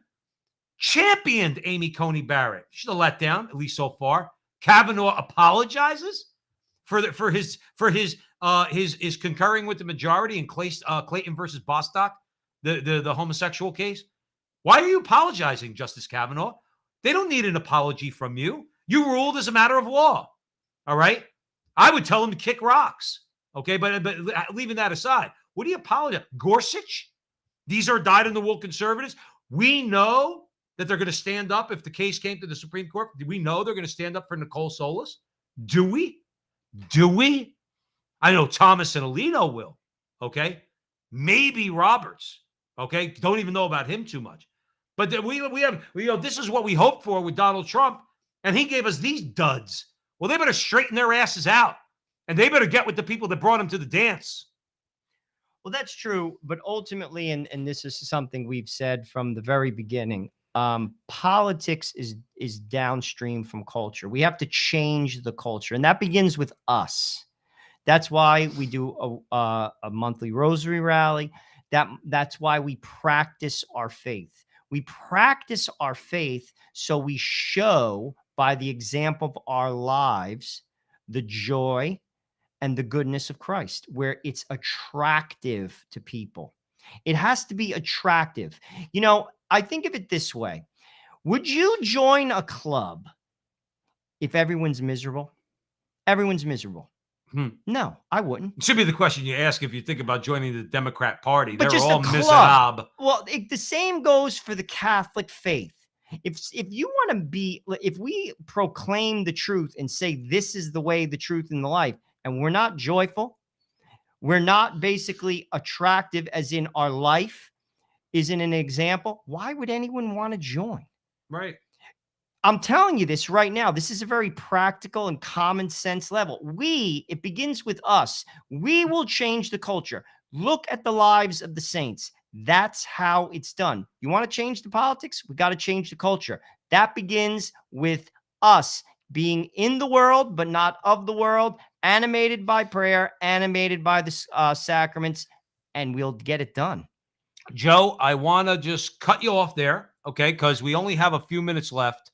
And I do want to talk about the story and end on a hopeful note, okay, that Megan Rapinoe isn't the only person out there who's representing the Americans in the Olympics. So I'm going to hand it over to Joe in the last couple minutes. Talk about a couple of girls that are a couple of shining examples of a hopeful sign in this current cultural abyss that we're living in. He's talking about the hurdlers, Cindy McLaughlin and Delilah Muhammad. They broke a world record in the 400 hurdles. And this is what McLaughlin had to say. I don't deserve anything, but by grace through faith, Jesus has given me everything. Records come and go. The glory of God is eternal. Let me cut you off. What's going to happen to this poor young girl, and she's a champion. She's a champion, okay? Accomplished a lot. Her and Delilah, okay? What's going to happen to her is what happened to Tim Tebow. All of a sudden, they're going to get not paid attention to, or they weren't really that good to begin with. Okay. By the way, Joe, and you could comment on this. Tell me, Joe, and tell the audience out there at the Crusade Channel, why is the media hiding this story? Well, kind of don't like that message. Obviously, right? It goes against the narrative. But you know something, to your point, who cares? Who's our audience? Jesus is our audience. Who cares if they forget about you? Do good for good's sake. Who cares? This girl is what America is about, if you ask me. We got to get back to that. And that begins with us. I'll be honest with you. I just said this to my wife. People like this, that one wrestler, so gracious and thankful. When you juxtapose them against some of the other ridiculous Megan Rapinoe. Why are you there, in all honesty? And if you ask me, they simply overshadowed them. This is what the Olympics is about. This is, if you ask me, what America is about. This is what we have to recapture. It begins with you and me. See, this is what we're going through, too, because we're so used to woke sports, all right? These girls ain't woke. They're not victims, okay? Delilah had to battle COVID, okay, earlier this year, okay? And she went, and by the way, this race, they set the world record in the same race. That means they both ran faster than the world record, and one beat the other by literally a half a second, okay? Overcoming adversity, okay? Certainly being two girls. I don't know what Delilah's religion is. Maybe she's Muslim. I don't know, okay? But let's assume she is. But to take the time to praise God, okay, is what they both did. NBC doesn't want to hear it. The disgraziads in the media don't want to hear it, but they'll focus on that little I don't even want to use the word because we're Catholic men. Megan Rapinoe with her purple hair and her arrogant smirk. And she gets on her knees. And you know what they did, Joe Resinello? And you know what that U.S. women's soccer team is? And Megan Rapinoe? Losers. And you know what? You know what Sydney McLaughlin and Delilah Muhammad are? They're winners. Agreed. They're winners. That's the example that they set. And it shows you, again, that there are hopeful signs out there. Joe and I got to go because our time is at an end. And we want to thank you all for joining us and listening to us at the Crusade Channel, your home for the Mike Church Show, Crusade Channel News, the Barrett Brief, Kennedy Profession. From sunup to sundown, the Crusade Channel is the last live radio station standing. And from Joe and I, remember that our conversation is your conversation, and that conversation is going on everywhere. We'll talk to you next week. Thank you for listening.